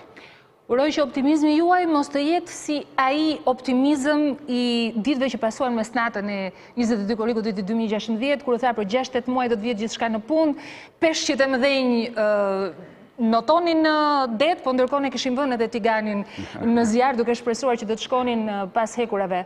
Megjithatë, ne urojmë që një reformë drejtësie mos të funksionojë vetëm për ndëshkimin, por edhe për ndërtimin, për krijimin e një shoqërie të barabartë dhe të drejtë. Ju falenderoj zoti Ibrahimi, ju uroj punë të mbarë. Do t'ju kemi në vëzhgim, ë? Patjetër, jeni të mirëseardhur. Do t'ju kemi në vëzhgim. Natyrisht ka dhe shumë çështje dhe argumentat të tjera që mund të diskutonim, ne prekëm këto dhe Tempora vazhdimisht në kohë që jetojmë do t'i rikthehet se çështje. Sidomos tashmë që jemi në 2 muaj të rëndësishëm të krijimit të SPAK-ut, Byros së Hetimit dhe zgjedhjes prokurorit përgjithshëm. Publicitet për t'u rikthyer sërish në studio, që ndroni me ne, gjithçka ndodh në këtë studio. Në Tempora, në transmetim të drejt për drejt nderuar teleshikues. Folëm në një pjesë parë të programit tonë lidhur me disa elemente të reformës në drejtësi dhe pritshmëritë e rëndësishme për zgjedhjen e prokurorit përgjithshëm, krimin e SPAK-ut dhe Byros Kombëtare të Hetimit. Në fakt, Shqipëria është në disa momente shumë të rëndësishme dhe historike. Nga njëra anë, konteksti i brendshëm është një krize fort politike që opozitën e sheh jashtë parlamentit me majorancën të vendosur për të vijuar me zgjedhjet, por është një vend i cili synon vijimin e integrimit në familjen e përbashkët europiane, pret në qershor një përgjigje për hapjen e mundshme të negociatave. Po të riktheni pak në kohë, do e dini se jemi në 2 prill të 2019-s, eksaktësisht 10 vjet më parë, ndodhte edhe samiti i Strasburg-Kelit, ku Shqipëria përfaqësoi për herë të parë dhe ngriti flamurin e saj në prill mes shteteve të tjera anëtare, një ëndër e paimagjinueshme, dhe një zot e di ku do të ishte Shqipëria sot në rast se nuk do të kishte bërë anëtarësimin e një dekade më parë. Pra, zhvillime kontradiktore të një vendi që ka ecur, ndalon, shpeshherë kthehet mbrapsht, pyetja që shtrohet, po i afrohemi apo jo standardeve perëndimore. Për të folur në lidhje me këtë çështje, unë kam zgjedhur të ftoj një grua e cila ka shumë vite, rreth 16 vite në politik, por krejt papritur në një çast kur ajo konsideroi edhe në kulmin e saj, sepse në karrierë ka arritur jo pak, ka qenë edhe kryetare e Kuvendit të Shqipërisë, ka qenë ministre, ka qenë zëvendës presidente e Asamblesë Parlamentare të Këshillit të Evropës. Një mendje e ftohtë, një mendje gjithmonë racionale, madje një ndër njerëzit që ka qenë edhe prezent, le të themi, në momentin e rëndësishëm të një dialogu politik mes majorancës dhe opozitës për anëtarësimin e Shqipërisë në NATO, për të kuptuar më shumë vizionin e saj për atë që është duke ndodhur në Shqipëri. Nuk e di nëse është rasti për të folur për një rikthim të mundshëm, por të paktën në Tempora ka ardhur zonja dhe zotrinj Valentina Leskaj.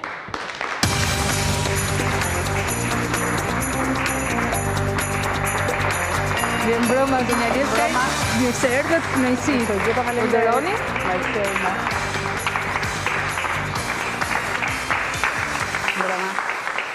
Gratë, duar të rokasin më gjatë, gratë.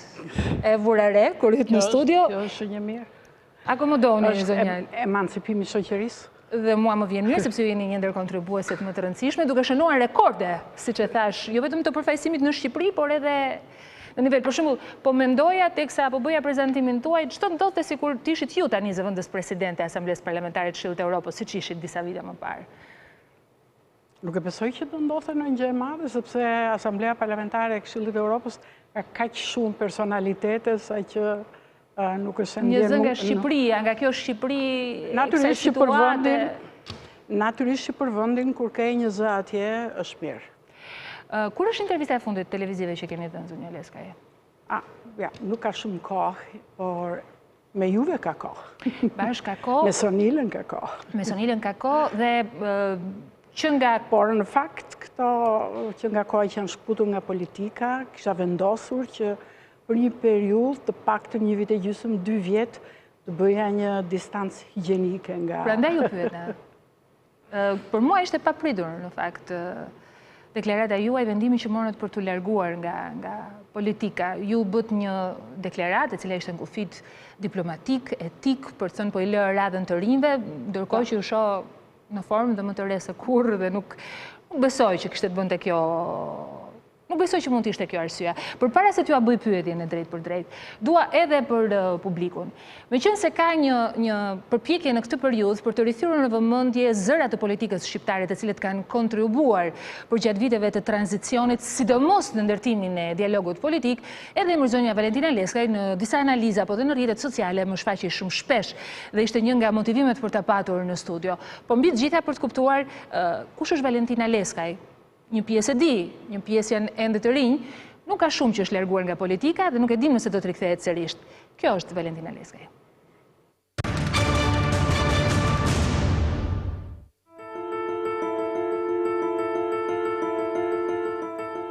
Pas 16 vitesh karrierë politike intensive, Valentina Leskaj në 2017 vendos të largohet nga jeta aktive në politikë. Përpara zgjedhjeve të përgjithshme, zonja Leskaj lajmëroi se nuk do të jetë më pjesë e listave të kandidatëve për të zënë vend në karriget e kuvendit. Një tërheqje e cila në fakt mund të thuhet se vendosi një standard të ri në politikën shqiptare. Unë ka vendosur që të mos kandidoj. Por kush është Valentina Leskaj? E lindur në vitin 1948, Valentina Leskaj përfundoi studimet në Fakultetin e Ekonomisë, ku angazhua me kohë të pjesshme si pedagoge. Zonja Leskaj u bë pjesë e politikës pas një karriere të gjatë në shoqërinë civile, por edhe jetës akademike. Nga viti 1995 deri në 2002, Valentina Leskaj ka qenë presidente në forumin e OJF-s shqiptare, ndërsa ka qenë mjaft aktive në disa organizata ndërkombëtare si UNESCO dhe OKB.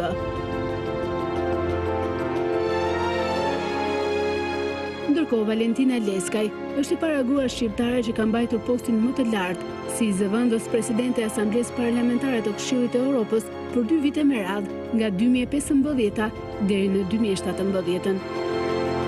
Valentina Leskaj u bë pjesë e politikës aktive në vitin 2001, kohë kur u zgjodh deputete e Elbasanit. Fatos Nano i besoi jo vetëm mandatin e deputetes, por edhe vendosi që një vit pas fitores së zgjedhjeve t'i dorëzoi zonjës Leskaj portofolin e ministrës së punës për 2 vite me radhë. Në 2004 ajo mori drejtimin e Komisionit Parlamentar të Integrimit, të cilën e drejtoi për një vit, e më pas mori kryesimin e Komisionit të Punës. Me kalimin e socialistëve në vitin 2005 në opozit, Valentina Leskaj drejtoi për 8 vite me radhë Komisionin e Medias, ndërsa në parti ka qenë pjesë e kupolës drejtuese. Në vitin 2007-2009, zonja Leskaj ka drejtuar edhe grupin parlamentar socialist. E zgjedhur deputete në 4 legjislatura, zonja Leskaj ka ushtruar funksionin e nënkryetares së kuvendit për gjatë 4 viteve të fundit të karrierës së saj politike. E pas largimit të Ilir Metës drejt presidencës, ajo kryesoi kuvendin.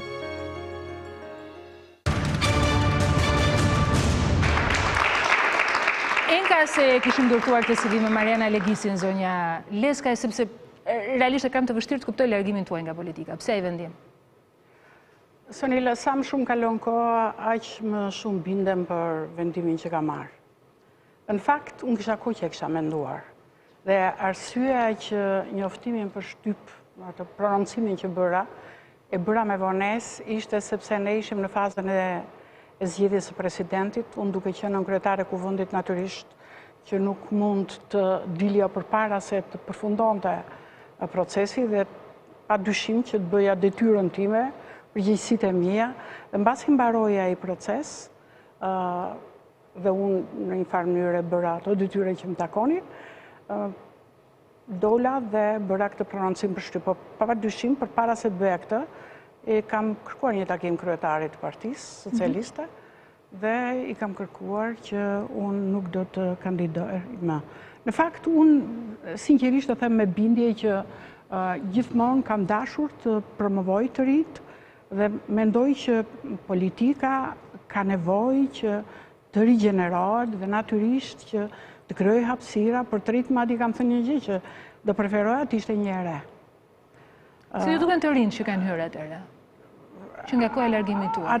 Atëherë është vështirë që të vlerësosh si duken të rinjt.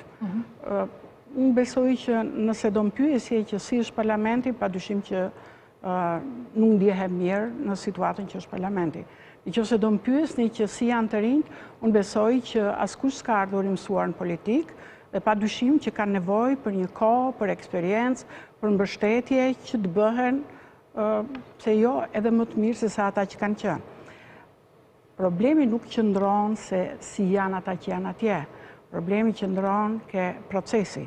Nëse të rinjt vinë mbi bazën e meritokracisë, unë jam shpresë plot që padyshim që do bëhen shumë të mirë dhe më të mirë edhe se sa ata që janë sot. Do të ndalem edhe pak më vonë te kjo pjesë, zonja Leskaj, sepse vërtet dua ta kuptoj, ju tani jeni jashtë, e shihni ftohtë, jeni më i qetë për të folur, ju nuk keni nevojë të merrni leja as kujt për të ardhur në këtë studio, siç më ndodh me figurat përfaqësuesit politik tashmë në këtë periudhë të vështirë.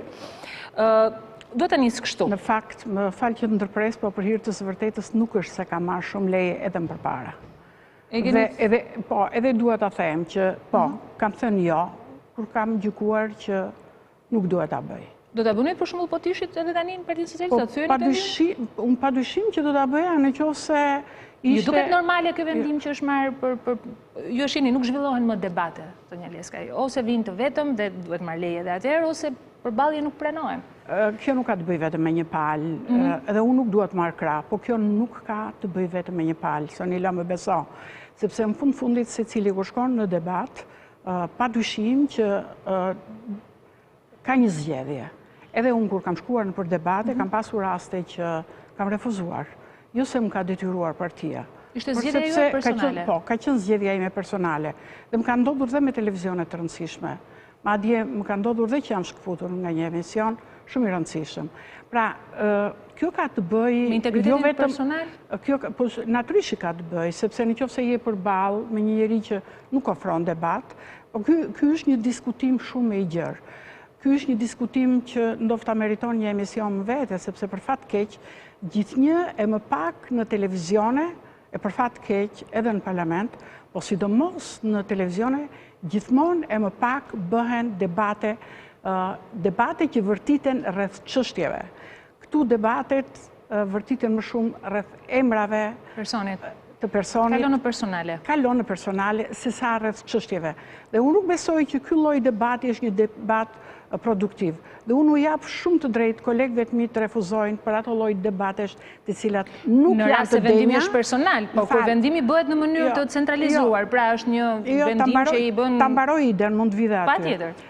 Sepse unë mendoj që nuk është çështja që i bën dëm vetëm individit, që futet në një lloj debati që vetëm debat nuk është, por i bën një dëm shumë të madh vendit. Sepse, kush është modeli që ofroj me këto lloj debatesh. Dhe unë dua të vi tek një pikë që sinqerisht më dhëm shumë, ke gjuha e urrëties. Do të thotë që ne në një farë mënyre si politik, kur nuk bëjmë debate me thelb, kur nuk bëjmë debate që janë debate mbi çështje, kur nuk bëjmë debate mbi çështje të interesit kombëtar, ose qoftë edhe të interesit të një komuniteti më të vogël, pse jo edhe për një njeri, edhe për një individ që mund të jetë në hall.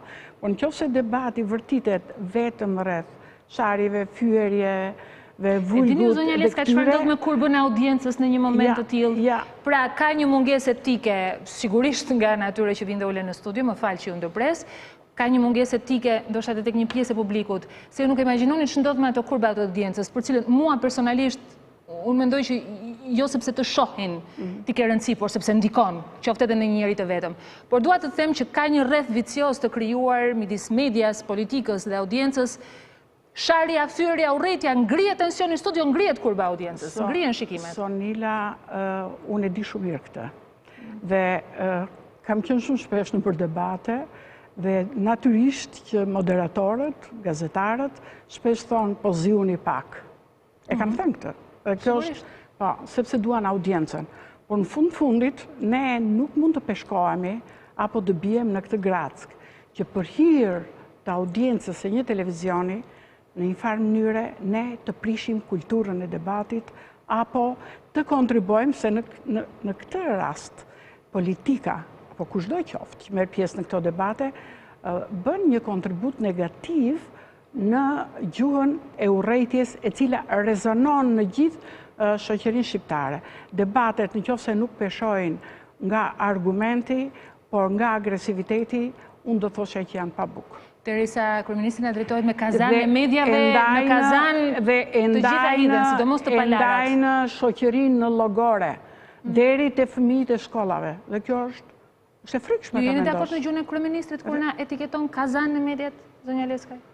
Unë nuk jam e person që pëlqej gjuhën që mua më duket e papërshtatshme. Stigmatizimin. Unë nuk jam, besoj që aq sa edhe njihemi bashkë, do thënë jam për një tjetër qasje. Por e thash që është një kontribut i dypalshëm. Në fakt më bëri përshtypje. Është një kontribut që e japin në këtë lloj, do thoshja, kulture, kanë hyrë të gjitha palët. Ka hyrë media, ka hyrë politika, se në një farë mënyrë media nxit për audiencë, politika nxit për protagonizëm, disa politikanë, sepse mendojnë që sa më shumë të bërtasësh, sa më shumë të shash, aq më fort je. Këtu kultura etika për fat keq konsiderohet dobësi, dhe kjo është fatkeqësi. Do përpiqemi ta ndryshojmë, do të imponojmë. Në fakt më bëri përshtypje zonja Leska, ju keni këtë gjuhën e debatit, dialogut, duket që keni një qetësi shpirtërore, e cila nuk është se ka munguar kjo gjuhë edhe kur keni qenë politik, por tani e vëre më shumë. Më bëri përshtypje, lexova një fjalim tuaj në fakt, që u mbajt në një aktivitet, konferencë ku kremtohej 10 vjetori i antarësimit të Shqipërisë në NATO. Natyrisht ju vërenit aty rëndësinë për Shqipërinë etj, nuk dua të ndalem sepse këto janë të thëna dhe të stërthëna. Po më ka bërë përshtypje që pothuajse në çdo paragraf dalloj një tokë fjalësh, dialogu politik, shmangja e konfrontimit, dialogu politik. E keni zgjedhur enkas duke ju referuar periudhës, apo vërtet ajo që ndodhi në mars-prill të 2009-s, le të themi, ku palët ranë në një konsensus të gjerë, do të ishte një déjà vu e dëshiruar për zhvillimin e Shqipërisë? Shiko, nuk është rastësore, pa dyshim që nuk është rastësore.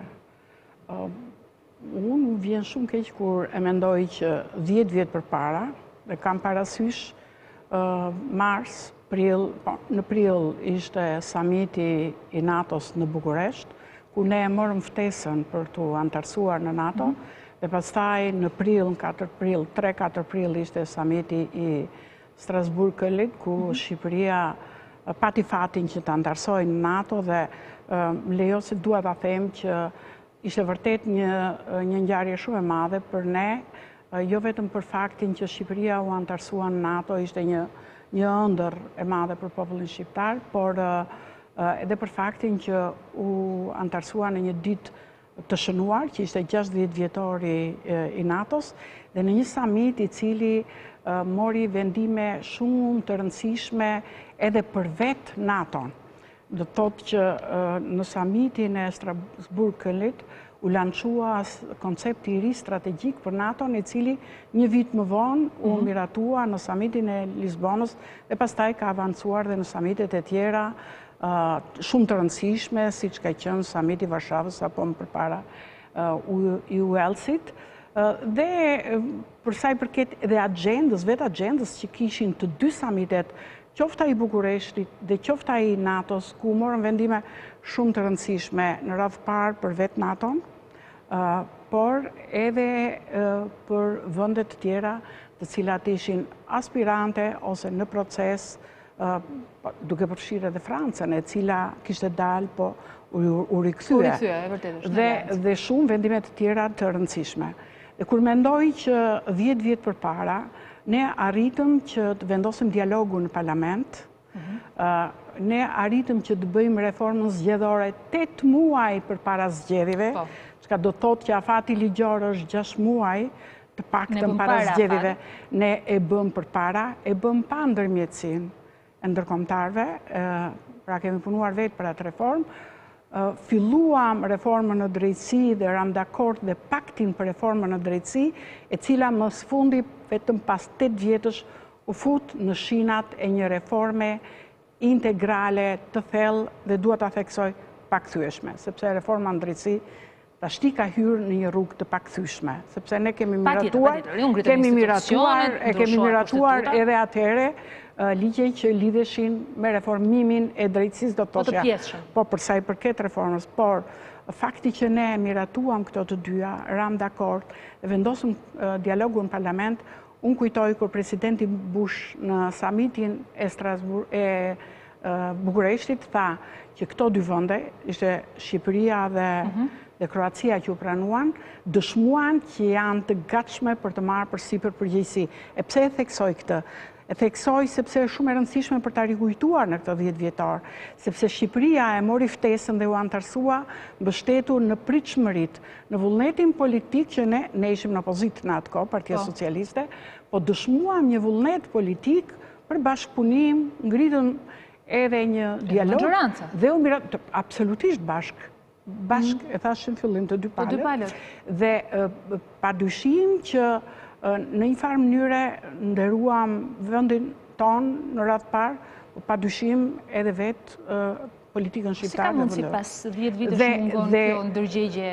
Dhe po ju them një gjë që kujtoj dhe këto ditë, më kujtojt edhe më shumë, edhe sidomos duke ndjekur sot edhe vizitën e kryeministrit Tsipras në Maqedoni, sepse kujtoj në atë summit Maqedonin, e cila kishte ardhur me një delegacion shumë të madh, ishte përgatitur për t'u antarësuar në NATO, ndërmjetësoi kancelarja Merkel dhe kujtoj delegacionin duke dalë, duke ikur, një qasje pak ballkanike, por do të thoshja që i kushtoi Maqedonisë 10 vjet plot vonesë.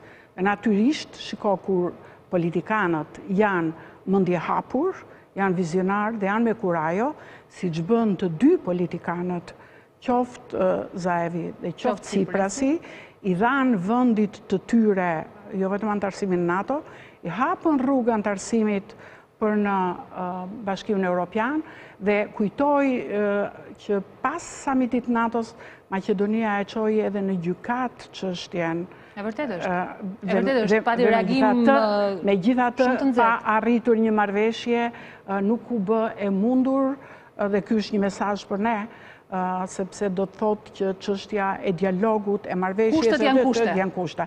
Dhe padyshim që humbi 10 vjet, por me këtë i dhanë vendit të tyre një gjë shumë të rëndësishme, po më besoj për gjithë rajonin dhe natyrisht aty faktori shqiptar ka pasur një rol shumë të rëndësishëm dhe ne duhet të ndjehemi mirë për këtë. Faktori shqiptar në Maqedoni, e vërtet. Por, padyshim që edhe shqiptarët në përgjithësi kanë duhet të Leskaj, ju me të drejtë. Nga kjo, unë jam nisur nga kjo lloj eksperience dhe nuk e bëra kot këtë e kontekstualizuat në fakt me zhvillimet e sotme. Do të thotë që është shumë e rëndësishme çështja e dialog dhe ne nuk mund t'ja lejojmë vetes që pas 10 vjetësh ne jemi më mbrapa për sa i përket reformës në drejtësi, dhe reforma në drejtësi bëhet në parlament, natyrisht nuk mund të bëhet në rrugë. Pa reformë zgjedhore? Pa reformë zgjedhore, sepse reforma në drejtësi, siç e thash, ka hyrë në rrugën e vet edhe të moskthimit, por duhet të përfundoj vënia në funksionim e të gjithë infrastrukturës që ka të bëjë me zbatimin e reformës me zotin Ibrahimi. Ju vini re këtë gjë, zonja Leskaj, mua më bëri përshtypje. Ju flisni për dialogun, natyrisht sillni në vëmendje këto momente, po a e dini zonja Leskaj që nuk ishin të ftuar edhe ish kryeministri e asaj kohe dhe ish ministri i jashtëm, respektivisht zoti Berisha dhe zoti Basha në ceremoninë e 10 vjetorit nga kryeministri i vendit. Dhe më bëri përshtypje se NATO në faqen e vet zyrtare për njoftimin e 10 vjetorit e antarësimit të Shqipërisë në këtë aleancë, kishte vendosur eksaktësisht foton e zotit Basha duke respektuar në një mënyrë dhe protokollin. Unë sinqerisht nuk kam qenë këtu kur është zhvilluar ky aktivitet dhe nuk është se kam informacion. Do ta shoh vetëm si një simptom të gjithë. Do t'ju jap një përgjigje. Jo, nuk është se e kam parë dhe nuk e kam ndjekur dhe tashti po e dëgjoj çfarë ka ndodhur, por kjo është një gjë shqiptare për fat keq. Unë kujtoj që biles më ktheu të remri shkencat e kohës kaluar, fakti që fotografia ime ishte retushuar në kohën e PD-s, unë kam qenë mes fotografia ime ka qenë, do të thënë asociuar me fotografinë e zotit Berisha dhe ka qenë dhe zoti Topi, që ishte presidenti i vendit, dhe fotografia ime ishte e retushuar ishte retushuar në kohën e qeverisjes së Partisë Demokratike, dhe atëherë kur mendova këtë më kujtoi kohën e parë që retushoheshin fotografitë, sa që edhe themelusit e shtetit shqiptar u paksuan pak nga pak duke u fshirë, duke u retushuar. Më shumë hije të zeza se fytyra të ndriçuara.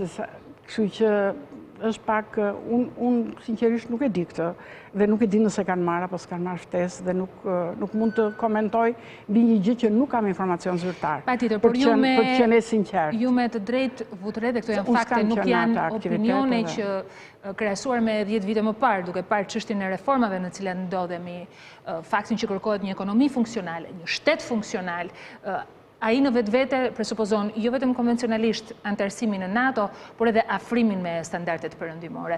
Gjë që ngre një pyetje, ku është Shqipëria sot në raport me këto standarde, por më njëherë pas sepse publicitare do të rikthehemi në studio. Në studio me mua zonja Valentina Leskaj, po diskutojmë natyrisht për politikën në këndvështrimin e saj, tashmë që zonja Leskaj është jashtë politikës, po me një bagazh të jashtëzakonshëm të një periudhe rreth 16 vjeçare në mos gaboj, që nga viti 2001 kur ishte deputete në parlament dhe 2002 ministre. Zonja Leskaj, ne kemi përgatitur... Në fakt kam qenë në 2002 ministre dhe pastaj deputete. Dhe pastaj deputete? Sepse s'kam qenë as deputete, as antare partije, kështu që e nisët me ministrë këtë punë, por që gjithsesi vjen nga shoqëria civile një angazhim i cili gjithsesi sot e kësaj dite vlerësohen prurjet prej saj. Gazetarja Mariana Legisi ka përgatitur një insert i cili nuk lidhet me ju sigurisht, ai lidhet me situatën e parlamentit shqiptar. Ju keni qenë zëvendës kryetare e parlamentit dhe për një periudhë kohë edhe kryetare në detyrë e parlamentit, madje në një moment të rëndësishëm. Zëvendës kryetare, se quaj kryetare. Po, përsëri, por derisa zoti Meta u largua dhe u bë president, ju ishit në kryesim. Dhe unë do doja opinionin tuaj, jo për insertin në vetvete, por për situatën e parlamentit. E ndjekim pak, ju lutem.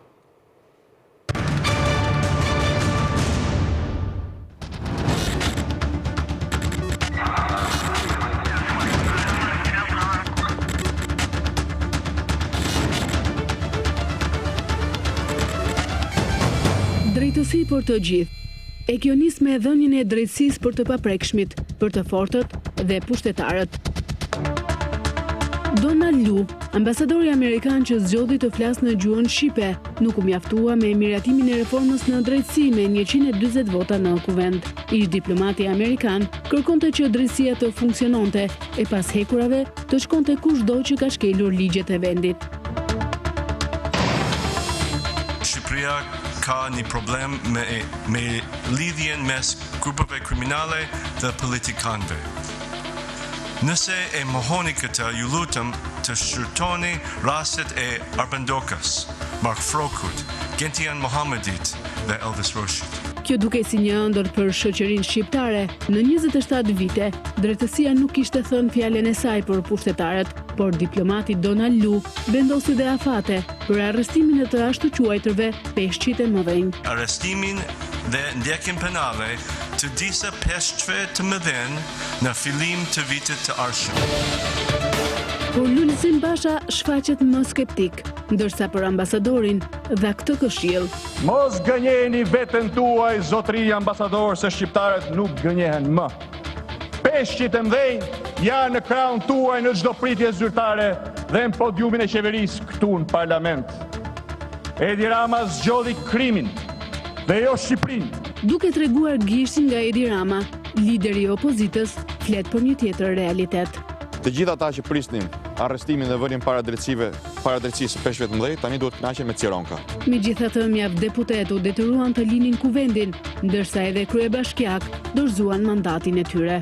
Dekriminalizimi largoi disa prej tyre nga kuvendi, ndërsa për të tjerë nuk mungoi as prangosja apo hetimi nga organet e drejtësisë. Ish deputeti Mark Froku përfundoi pas hekurave 2 herë për çështjen Doshi dhe atë Kurti, por drejtësia shqiptare i dha dënimin vetëm për ndërtim të paligjshëm dhe fshehje të pasurisë. E kur i kishte mbetur më shumë se një vit burg, gjykata e Fierit vendosi t'i jap lirinë ish deputetit. Emri i tij në trafikun e lëndëve narkotike u përmend shumë herët nga opozita. Dosjet nga Italia, por jo vetëm, sollën dhe hetimin për Sajmir Tahirin, ndërsa vetëm disa ditë më parë, krimet e rënda nisin gjykimin në themel për ish-ministrin e brendshëm me akuzën e trafikut të narkotikëve dhe pjesëmarrje në grup të strukturuar kriminal. Ish-deputeti Armando Prenga u vendos në pranga pas një përplasje me armë në qytetin e Laçit. Ai akuzohej për plagosje, por shumë shpejt fitoi lirinë. Edhe ish-deputetët socialist Arben Çuko dhe Arben Doka prekën qelin me akuzën e korrupsionit, por vetëm pak ditë më vonë, ata fituan lehtësinë të masës së sigurisë, ku apeli i krimeve të rënda vendosi arrest shtëpie për 2 ish-zyrtarët e lartë. Me pranga në duar shkoi përballë gjykatës edhe Tom Doshi, por sot ai vijon të jetë i qetë, deputet në Kuvendin e Shqipërisë.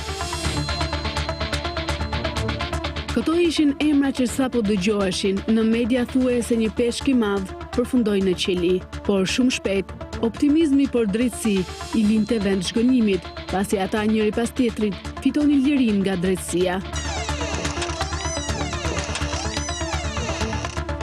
Të vetmit peshk të mëdhenj pas hekurave e të përmendur nga Donald Lu janë Emiliano Shollazi dhe Clement Balili. Ky i fundit u vedorëzua pas 2 vitesh në kërkim ndërkombëtar.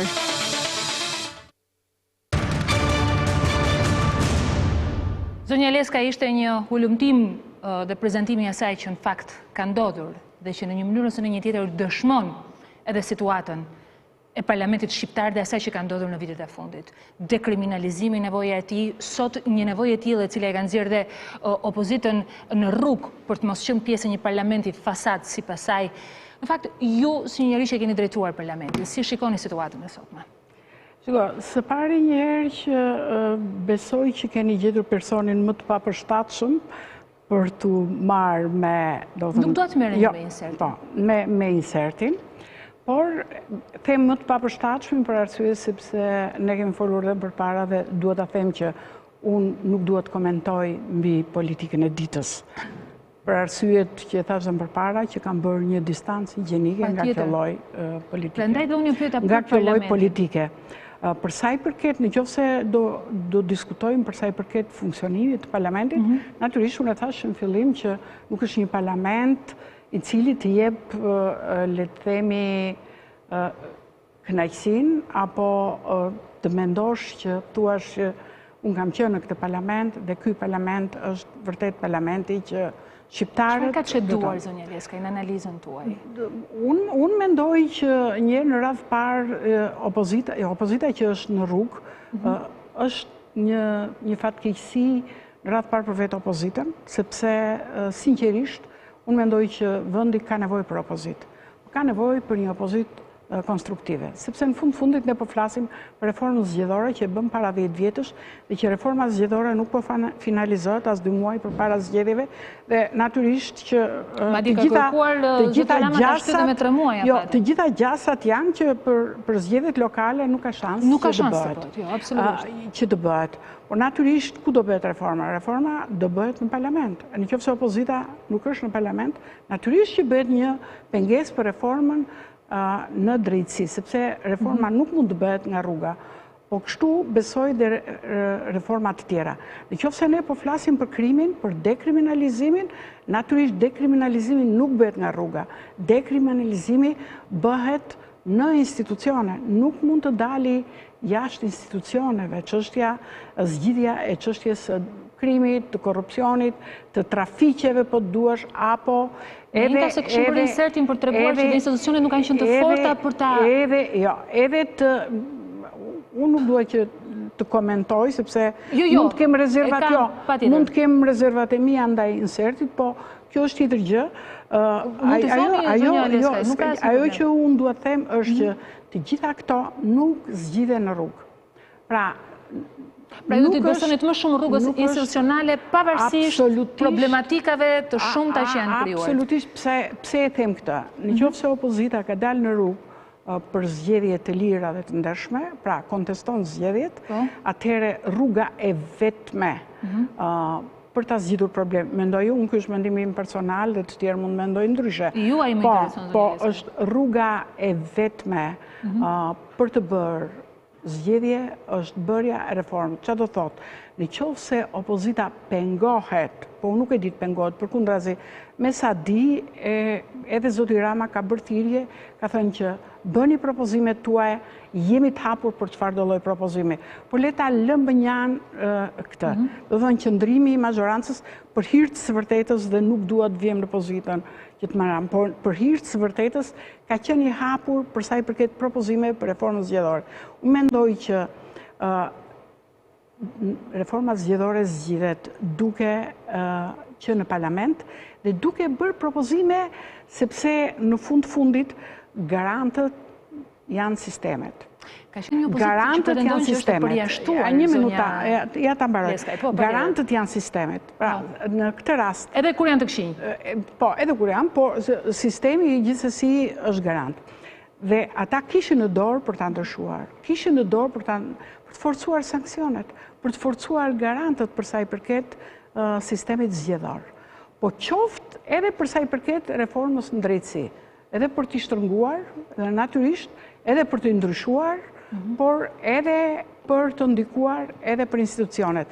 E dish do të thotë që opozita të dali në rrugë në vend që të ushtroj edhe kontrollin mbi ekzekutivin, sepse këtu prishen disa ekuilibra të demokracisë funksionale. Po ekzekutivi në fakt ishte dalë për parlamentin, para se të dilte opozita nga parlamenti, ekzekutivi vetë me shumë vendime, me disa ligje speciale, pa e sfiduar asnjëherë ekzekutivin, pra ishte menduar që check and balance, pra kontrollet e balanca, ishte prishur dhe për këtë qëllim opozita mendojnë që doli. Nga një sistem që nuk ekzistonte më. Dhe ju mendoni që check and balance realizohet në rrugë, jo në institucione, të delegjitimosh institucionet nuk është rruga. Për mua kjo nuk është rruga që na çon përpara, absolutisht. Dhe nëse ne i kthemi dhe çështjes së ndërkombëtarëve, sepse kam dëgjuar shumë komente, jo po do na thonë ndërkombëtarët, s'do na mësojnë ndërkombëtarët, tash ne kemi kërkuar të antarësohemi në një klub me rregulla. Nuk janë ndërkombëtarët që po na marrin ne me zor të antarësohemi në Bashkimin Evropian. As që po na lutin ne që të shkojmë me zor në Bashkimin Evropian. Përkundrazi, kemi kërkuar ne dhe ka kërkuar populli shqiptar. Dhe kur unë thash, me qënë se ju referuat asaj fjalës time, kur kam thënë që çështja e dialogut nuk është një çështje vullnetesh politike, po është një çështje mast. Pra është një detyrim, po, duhet, është një detyrim, i cili buron nga vokacioni euroatlantik i popullit shqiptar. Sepse si në rastin e NATO-s dhe në rastin e BE-s janë 92 dhe 94% le të themi mbështetja e shqiptarëve. Dhe në fundit çdo qeveri duhet të përfaqësoj interesat e votuesve të vet. Prandaj çështja e reformave, qëndrimi kritik i ndërkombëtarëve, përkundrazi, ne duhet ta bëjmë që të reflektojmë. Nuk është një çështje që ne po i bëjmë për ndërkombëtar, ne e bëjmë dhe duhet ta bëjmë për shqiptarët. Zonja Leskaj, nuk vuajnë ndërkombëtarët më fal ta mbaroj. Nuk vuajnë ndërkombëtarët në dyert e gjykatave tona, vuajnë shqiptarët. Sigurisht. Por natyrisht ndërkombëtarët nuk mund të na pranojnë në Bashkimin Evropian që të vijmë aty dhe të sjellim problemet tona. Asnjë organizat dhe asnjë klub. Në fakt po shoh ç'pondodh dhe me Rumaninë, që hyrin Bashkimin Evropian me idenë për të bërë reformën drejtësi, një reformë që po kthehet mbrapsht, megjithse janë pjesë e BE-s. Sepse ka dhe një diferencë mes antarësimit të Rumanisë, Bullgarisë, pra kur hyn ato, dhe antarësimit ose procesit që zhvillohet për antarësim tek ne, sepse ato nuk kaluan fazën e stabilizim asocimit dhe nuk bën më përpara reformat. Atyre ju dha mundësia që t'i bënin reformat mbasi të hynin. Në fakt, unë besoj që kjo është një gjë shumë e mirë, që ne po i bëjmë më përpara, dhe do jetë edhe më i vështirë procesi mbas hapjes së negociatave dhe procesi screening. Monitorimi. Absolutisht do jetë një proces shumë i vështirë. Madje këtu ka një aludim që a intereson klasës politike eksaktësisht kjo gjë dhe duket sikur ka një mirëkuptim të heshtur midis palëve, të vonohet sa më shumë dhe hapja negociatave sepse lë liri për... Jam shumë e kënaqur që sot komisioneri Han tha që pritet në muajin maj raporti i komisionit, natyrisht për Shqipërinë edhe për Që ka qenë gjithmonë pozitiv i komisionit. Absolutisht që ka qenë pozitiv edhe por si janë bindur vendet anëtare i pa kondicionuar, po që duhet kemi të qartë një gjë që ne i bëjmë dhe duhet i bëjmë në radhë parë për shqiptarët, edhe e dyta, natyrisht edhe ndaj ndërkombëtarëve, kemi një detyrim për sa kohë që ne kemi kërkuar që të ndërsohemi atje. Dhe në qoftë se do t'i rikthehemi edhe çështjes së NATO-s, fakti që ne u pranuam mbi bazën e pritshmërive, kjo na bën 2 fish dhe 4 fish përgjegjës që ne t'i përmbushim ato pritshmëri që ata kanë pasur për sa i përket, dhe duhet ta theksoj, dimensionit politik, sepse për sa i përket dimensionit çështjeve që lidhen siguria natyrisht e përfshin edhe politikën, sepse një vend që nuk ka demokraci funksionale, padyshim që edhe siguria është e lëkundur, po flas për sa i përket pjesës që ka të bëjë me ushtrinë, me pjesëmarrjen e ushtrisë, kudo ku kanë qenë nevojat, po dhe mundësit për NATO, deri edhe ke buxheti, deri padyshim qëndrimi që ka qenë në çështjen e terrorizmit, por për sa i përket pjesës politike, ne kemi boshllëqe të mëdha sepse tash një vend i demokracisë funksionale është më i sigurt edhe nuk ekspozon rrezikshmëri edhe në situatat le të themi situatat që po kalojnë. Por zonja Leskaj ka diçka, edhe pa dalë opozita nga parlamenti, ai insert vlente edhe sikur opozita të ishte në parlament. Që do të thotë, ne arritëm në një pikë, ju keni shumë vite në politikë, keni kaluar, keni qenë në qeverisje, keni qenë në opozit, keni parë momentet vështira, ndrimin e kryetarit partisë tuaj, dorëheqjen e liderit historik Berisha, pra keni qenë dëshmitare shumë zhvillimeve. Por keni dëshmuar ndonjëherë një prezencë të tillë në parlament të kësaj cilësie të figurave? Nuk po flasim këtu vetëm për probleme, nuk e di, të disa incidenteve që mund ndodhin në jetën e njeriut, po flasim me njerëz të lidhur me krimin organizuar, të lidhur ka përgjime që janë të ekspozuara, lidhur me mënyrën se si krimi organizuar ka futur duart, dhe të mos harrojmë që me aq reformë zgjedhore sa është bërë në Shqipëri, tagrin për ta bërë këtë gjë kanë pasur kryetarët e forcave politike. Po, unë kam një mendim ndovta pak ndryshe për sa i përket me që përmendët edhe punë videosh. Kur çështjet janë në dorën e drejtësisë, duhet ta lëmë drejtësinë të veprojmë. Dhe unë do të thoshe që kushdo që ka, qoftë video, qoftë informacione, qoftë le të themi indicje, duhet t'i çojnë përpara drejtësisë. Sepse në rast të kundërt, kur më shumë bëhet pazar se sa shkojnë në institucionet që ngarkon ligji, pra institucionet e akuzës, unë besoj që më shumë bëjmë dëm se sa ne zgjidhim problem dhe luftojmë. Po ju mendoni që një prokurore të re të përkohshme, dal nga reforma në drejtësi. Po ju mendoni që çështjet mund të zgjidhen duke dalë në rrugë? Jo, flas për ndëshkimin. Apo mendoni... E lëmë opozitën, opozita ka gabuar që ka dalë. Apo mendoni, qoftë edhe përsa i përket debateve.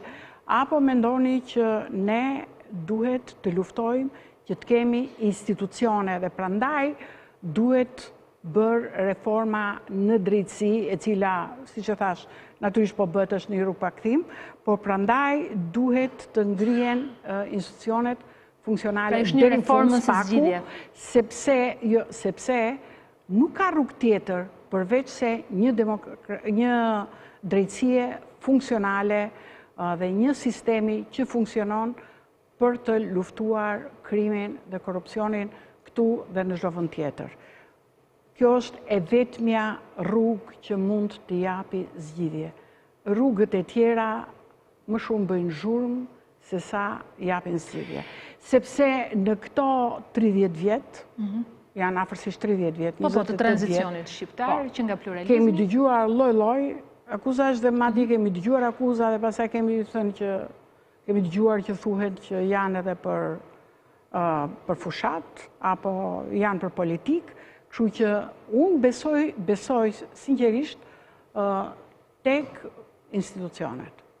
edhe pse institucionet mund të mos jenë eficiente, edhe pse institucionet kanë problemet e tyre, edhe pse drejtësia ka qenë edhe është ende me shumë probleme, sepse nuk mund të themi që reforma është një proces afatgjatë. Nuk është një proces, le të themi, një ditë, një vit, apo edhe 2 vjetë. Është një proces afatgjatë, por është më mirë që ne t'i japim dhe të luftojmë të marrin kredibilitet institucionet dhe të bëjnë punën, se sa të vërdallisemi duke luftuar njëri tjetrin. Në fakt edhe Partia Socialiste në dëshkuarën e saj ka sjelljet saj të daljes jashtë institucioneve, por ajo që po ndodh aktualisht në Shqipëri, në mungesë të një gjykate kushtetuese, në mungesë të një gjykate të lartë, në një krizë të jashtëzakonshme, besimi ngjan si një momentum historik. Zonja Leskaj. Jo, më fal, po duhet bëj një ndërhyrje. Patjetër. Është, meqense kam qenë aty brenda. Padyshim që Partia Socialiste ka bërë protesta, padyshim që Partia Socialiste ka bërë edhe bojkot, por natyrisht që nuk e ka braktisur parlamentin, dhe po flasim për 2 gjëra komplet të ndryshme.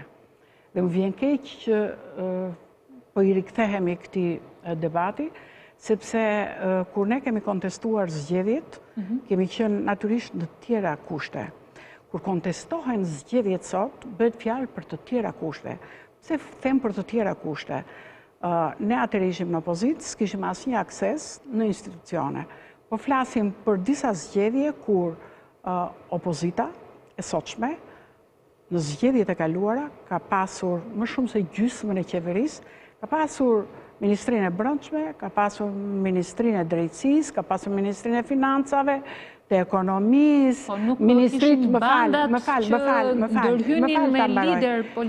fal ta mbaroj. Lokal apo qendror? Ta mbaroj.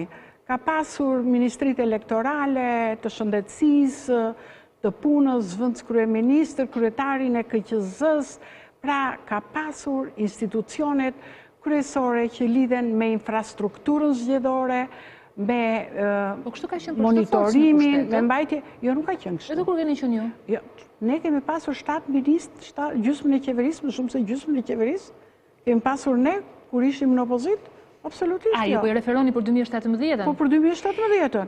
Sepse po kontestohen një minutë zgjedhjet e 2017-ës. Po, zonja Leskaj, po këtu kontestimi ndodh për fakte, ose më mirë për aludime shumë të forta, për banda të fuqishme që hynë dhe dalin në zyra pushtetarësh. Po që Ministrinë e Brendshme e kishte... me bandat që hynë në zyrat e... Po sot kujt po i kërkojnë bandat? Po se është Ministria e Brendshme që i heton? Jo që i heton. Po ku policia nuk ka pasur evidenca? Do kishte evidenca. Për çfarë? Partnerët ndërkombëtar kanë pasur evidenca, s'kan pasur evidenca, sepse raporti OSBE-ODIR-it padyshim që i ka quajtur zgjedhje si zgjedhje më të mira. Unë nuk dua të hyj në këtë debat, me cila doja të bëja vetëm, më fal, Sonila, doja të bëja vetëm një diferencë. Po flasim për një kohë ku opozitës ish lënë në dorë më shumë se gjysma e pushtetit dhe vetë KQZ-ja dhe disa institucione tjera dhe për një kohë tjetër në një opozit e cila nuk ishte asnjë akses në institucione. Dhe kjo mjafton, si pas jush. Zonja Leskaj, me qënë se thua intervista juaj televizive të cilën në kisha njoftuar edhe më herët në gjallë interes, kam 2 kolegë gazetar, Entona Bilekaj dhe Bledian Koka, të cilët nga ekrani kanë dashur që bëjnë një koment të vogël dhe një pyetje. Sigurisht është në drejtën tuaj të praronit përgjigjen jo se jo, por ishte në kuadrin një dashamirësie për një figurë politike cilën ne kemi ndjekur, ne gazetarë që kemi marrë dhe me politik, e kemi ndjekur për gjatë viteve. Ndjekim pak Enton Abilekën. Kongresi fundit në Partinë Socialiste tregoi që aty lufta për pushtet tashmë është po zhvillohet mes Ramës dhe Veliajt. Dhe kongresi i fundit zgjedhor ishte një lloj kalimi i pushtetit të Ramës tek Veliaj, një kalim i fshehtë e jo transparent, që tregon edhe një herë që kjo është një parti që kontrollohet tashmë jo nga socialistët, por nga rilindja. Zonja Leskaj është një socialiste e cila është larguar tashmë, është pjesë e reformës rilindase në Partinë Socialiste besoj, pas 15 vjetësh ka vendosur të largohet nga politika. Pyetja ime për zonjën Leskaj është u largua me dëshirë apo u largua sepse rilindja nuk i la më hapësirë?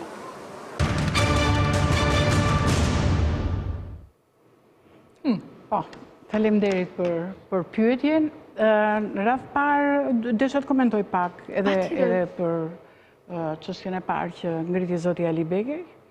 Unë desha të them që në fakt unë nuk kam qenë në kongres, jo se nuk isha e ftuar në kongres. Përkundrazi kam pasur edhe mandatin, por kam qenë jashtë. Në fakt, është e vërtet sepse unë më kërkova për në program. Më kërkuat për në program edhe mund ta konfirmoj. Unë kam qenë jashtë shtetit e për shkak të angazhimeve të mia. Në fakt, unë edhe pse kam ikur nga politika jam aktive, jam njeri i angazhuar, do të thotë që nëse jam e angazhuar në parti politike që ka qenë zgjedhja ime personale, jam njeri i angazhuar, kam aktivitet edhe brenda vendit edhe jashtë vendit. Kështu që juve jeni dhe dëshmitare që s'kam qenë këtu dhe nuk kam qenë Dite konferencat kur keni qenë dhe takime.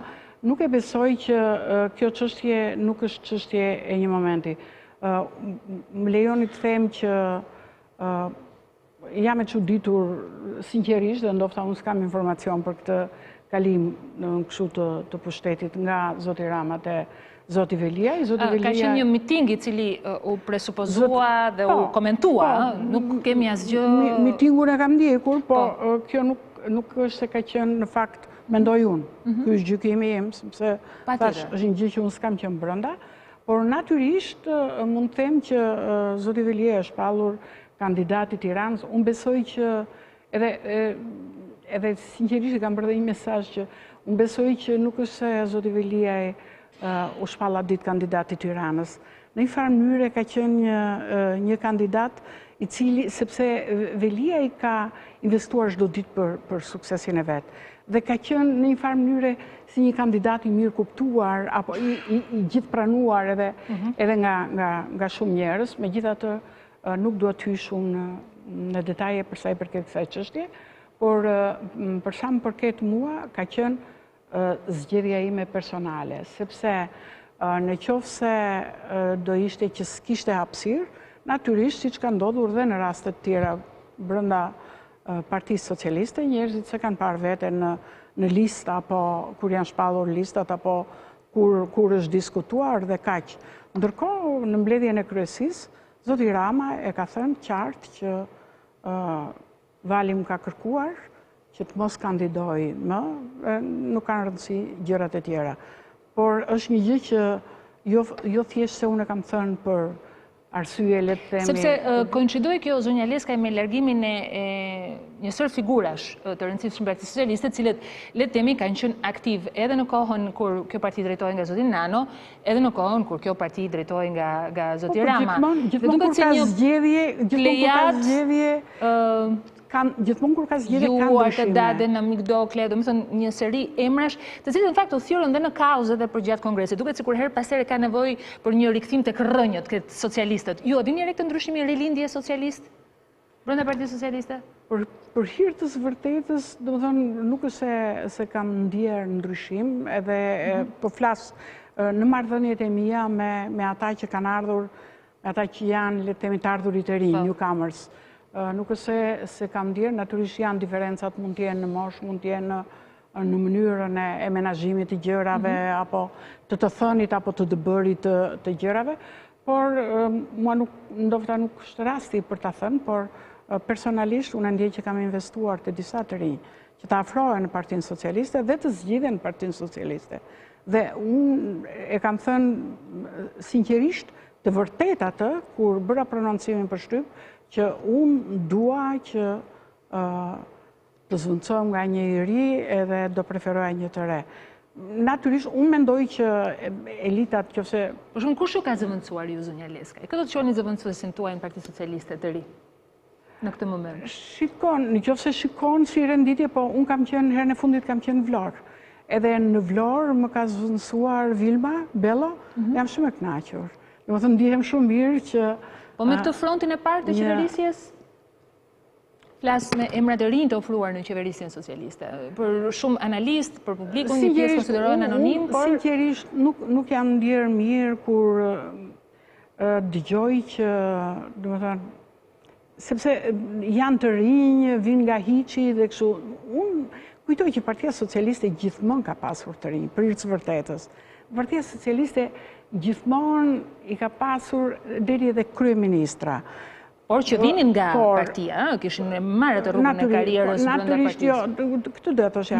Po që natyrisht kanë pasur një investim, jo domosdoshmërisht partisë, edhe unë s'kam marrë nga partia. Po, keni marrë nga shoqëria civile. Po. Nuk isha fare antare partie. E kam thënë vazhdimisht që siç kam ardhur unë natyrisht, domethënë edhe shumë të tjerë. Kjo ka qenë gjë më pozitive që Partia Socialiste ka afruar të rinj. Sa këta të rinj që kanë ardhur tani dhe që erdhën në qeveri, sepse nuk mund t'i gjykoj edhe pa i njohur, një pjesë të tyre, sepse një pjesë edhe i njoh. Leti lëmë të provohet, dhe unë besoj që... Doni t'u jep një kohë? Po, unë besoj që çdo të riu që vjen, duhet dhënë një kohë, përpara, se shumë kollaj të bësh kritik. Nuk është çështja e të riut, çështja është që në perceptim është që është zoti Rama, le themi ai që sot ka në dorë i zgjedhë ai njerëzit në këto zgjedhje me lista të mbyllura, në këtë atëherë këtu mund të hapim një diskutim tjetër, koagulim të fortë të qeverisjes. Këtu mund të hapim një diskutim tjetër që ka të bëjë me sistemin zgjedhor. Po. Sepse sistemi zgjedhor padyshim, domethënë që të çon këtu, të çon. Nëse do më pyesësh mua, unë nuk jam për këtë sistem zgjedhor. Unë jam për sistem zgjedhor majoritar. Dhe unë e kam provuar majoritarin. Unë kam kandiduar 2 herë në majoritar dhe 2 herë në proporcional. Dhe unë besoj fort e majoritari që do na prodhoj një cilësi më të mirë të parlamentit.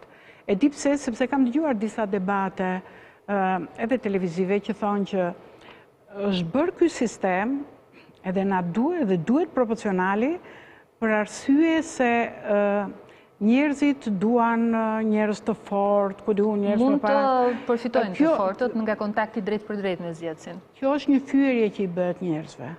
Se do të thotë, se kjo do të thotë fyesh publikun, që njerëzit zgjedhin të fortët. Në fakt që proporcionali zgjodhi të fortë, këto e kemi me të sigurt dhe pam se çfarë na zolli. Këtu duhet vija.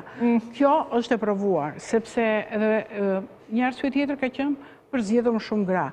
Unë do thoshja që ne kemi qenë shumë pak gra kandidate në majoritar, nëse do shikojmë gratë në raport me burrat, se kush ka fituar, domethënë më shumë, në pesë specifike, gratë kanë dalë më mirë. Më mirë.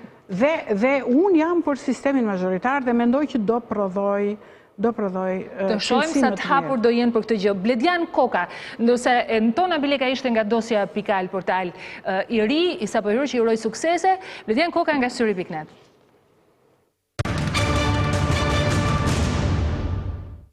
Sonila dhe zonja Leskaj, ju përshëndes dhe faleminderit që më datë mundësinë për të adresuar një pyetje, megjithëse kam një mori të tilla për zonjën Leskaj. Po nis me të parën. Zonja Leskaj iku në 2017 nga Partia Socialiste duke thënë që 15 vite ishin më së mjaftueshëm për të treguar dhe për të dhënë kontributin e vet politik dhe i hapte rrugë të rinjve. Pyetja ime e parë është, a e zëvendësoi apo ishte le të themi në lartësinë e dur i ri apo e reja që zëvendësoi zonjën Leskaj në parlament për të përfaqësuar Partinë Socialiste, sepse ka një lloj, paktën në debatin publik ka një lloj skizme që e ndan Partinë Socialiste dhe atë që quhet sot rilindje. Çfarë mendimi ka zonja Leskaj për këtë çështje? E para, e dyta, a ka një vlerësim zonja Leskaj mes zotit Nano, i cili ishte njeriu që e futi mos gabojmë në vitin 2002 në politikë, dhe mes zotit Rama që e la, le ta quajmë kështu, atë të ikte në vitin 2017. Ka një debat zonja Leskaj për faktin që Partia Socialiste ka patur një qasje shumë të dobët, ose për mos më thonë ftuese ndaj atyre personave që ishin me precedent penal dhe që u bën pjesë e politikës përmes grupit parlamentar të Partisë Socialiste. A ndjeni ju një lloj faj ose një lloj përgjegjësie që nuk keni folur atëherë kur opozita ka ngretur zërin fort dhe fakti që u desh një ligj dekriminalizimi i jashtëzakonshëm në Shqipëri për të cilë këta njerëz nga parlamenti, pra u desh kjo përpjekje e madhe për ta bërë këtë gjë, u harxhua kaq shumë energji. Pyetjes parë i kthyen përgjigje. Sepse kështu bënte, ju përmend dhe emrin e Vilmës madje. Ndryshimi midis zotit Nano dhe zotit Rama? Mu dukje nuk është se ishte tamam, domethënë ndryshimi mes të dyve, por e lidhi këtë me qëndrimin me ai që më ftoi dhe ky që më latiki. Po i them që domethënë është e vërtet që mua më ka ftuar zoti Nano, por e kam thënë dhe herë tjetër edhe nuk dua domethënë ta teproj. Ka qenë një hezitim i madh i imi edhe atëherë për të hyrë në politik, kjo është e vërtet. Madje nuk kam, edhe atëherë si në këtë kongres, ka qelluar që nuk kam qenë këtu, kam qenë jashtë, po me punë, dhe kam hezituar shumë, kam marrë telefonata nga mikeshet mijat, dhe e vetmi arsye që mua më ka bërë që më në fund të kthehem, dhe të them po, ishte fakti që duke qenë e angazhuar në shoqërinë civile, duke luftuar për drejtat e njerëzit, duke luftuar drejtat e grave, duke folur dhe për gratë në politikë, domethënë unë ndjeva sinqerisht, edhe them me shumë sinqeritet këtë, unë ndjeva ngushtë që të thoshja që po, domethënë për të tjerët po jo për mua. Dhe ka qenë vërtet, domethënë një hezitim i madh në fillim. Natyrisht nuk dua të hyj domethënë në arsye të tjera edhe të ftesës edhe të pranimit. Për sa i përket largimit, edhe zoti Rama më ka shtruar pyetjen, padyshim që pse do largohem, po unë besoj që po flasim për dy kohë të ndryshme, atëherë kam qenë në një tjetër moshë, sapo vjen nga shoqëria civile dhe natyrisht që ju desh Partisë Socialiste, sepse unë kam qenë mund të me para nga shoqëria civile dhe kam pasur këmbën e mbarë. Në fakt të patët, pas jush pati shumë të tjera pluri kam qenë e para që kam hyrë. Për sa i përket çështjes së zotit Rama, unë nuk e besoj që njerëzit mund të mbahen me zor.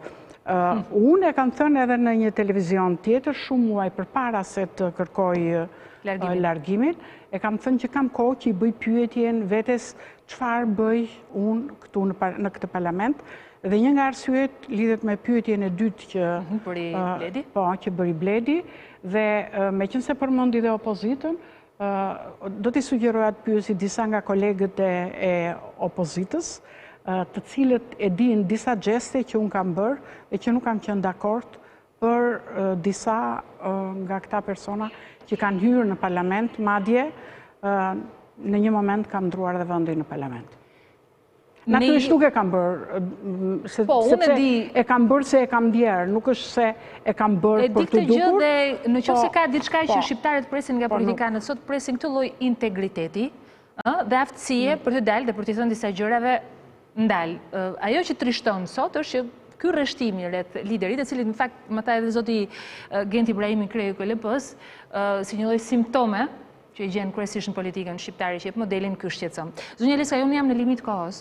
Do të kisha dashur shumë të qëndronim edhe më së bashku. Unë do t'ju bëj pyetjen gjithsesi. Është një jo përfundimtare rikthimi juaj i mundshëm në politik, apo le ta lëm një dritare se o tempora o mores këto kohë që jetoj mund të kenë nevojë më për ju? Kur e kam bërë, kam qenë e qartë, e bindur dhe shumë e kthjellët kur e kam bërë këtë, dhe po ja them dhe njëherë që nuk është të thënë që njeriu të jetë në politikë dhe të jap kontribut.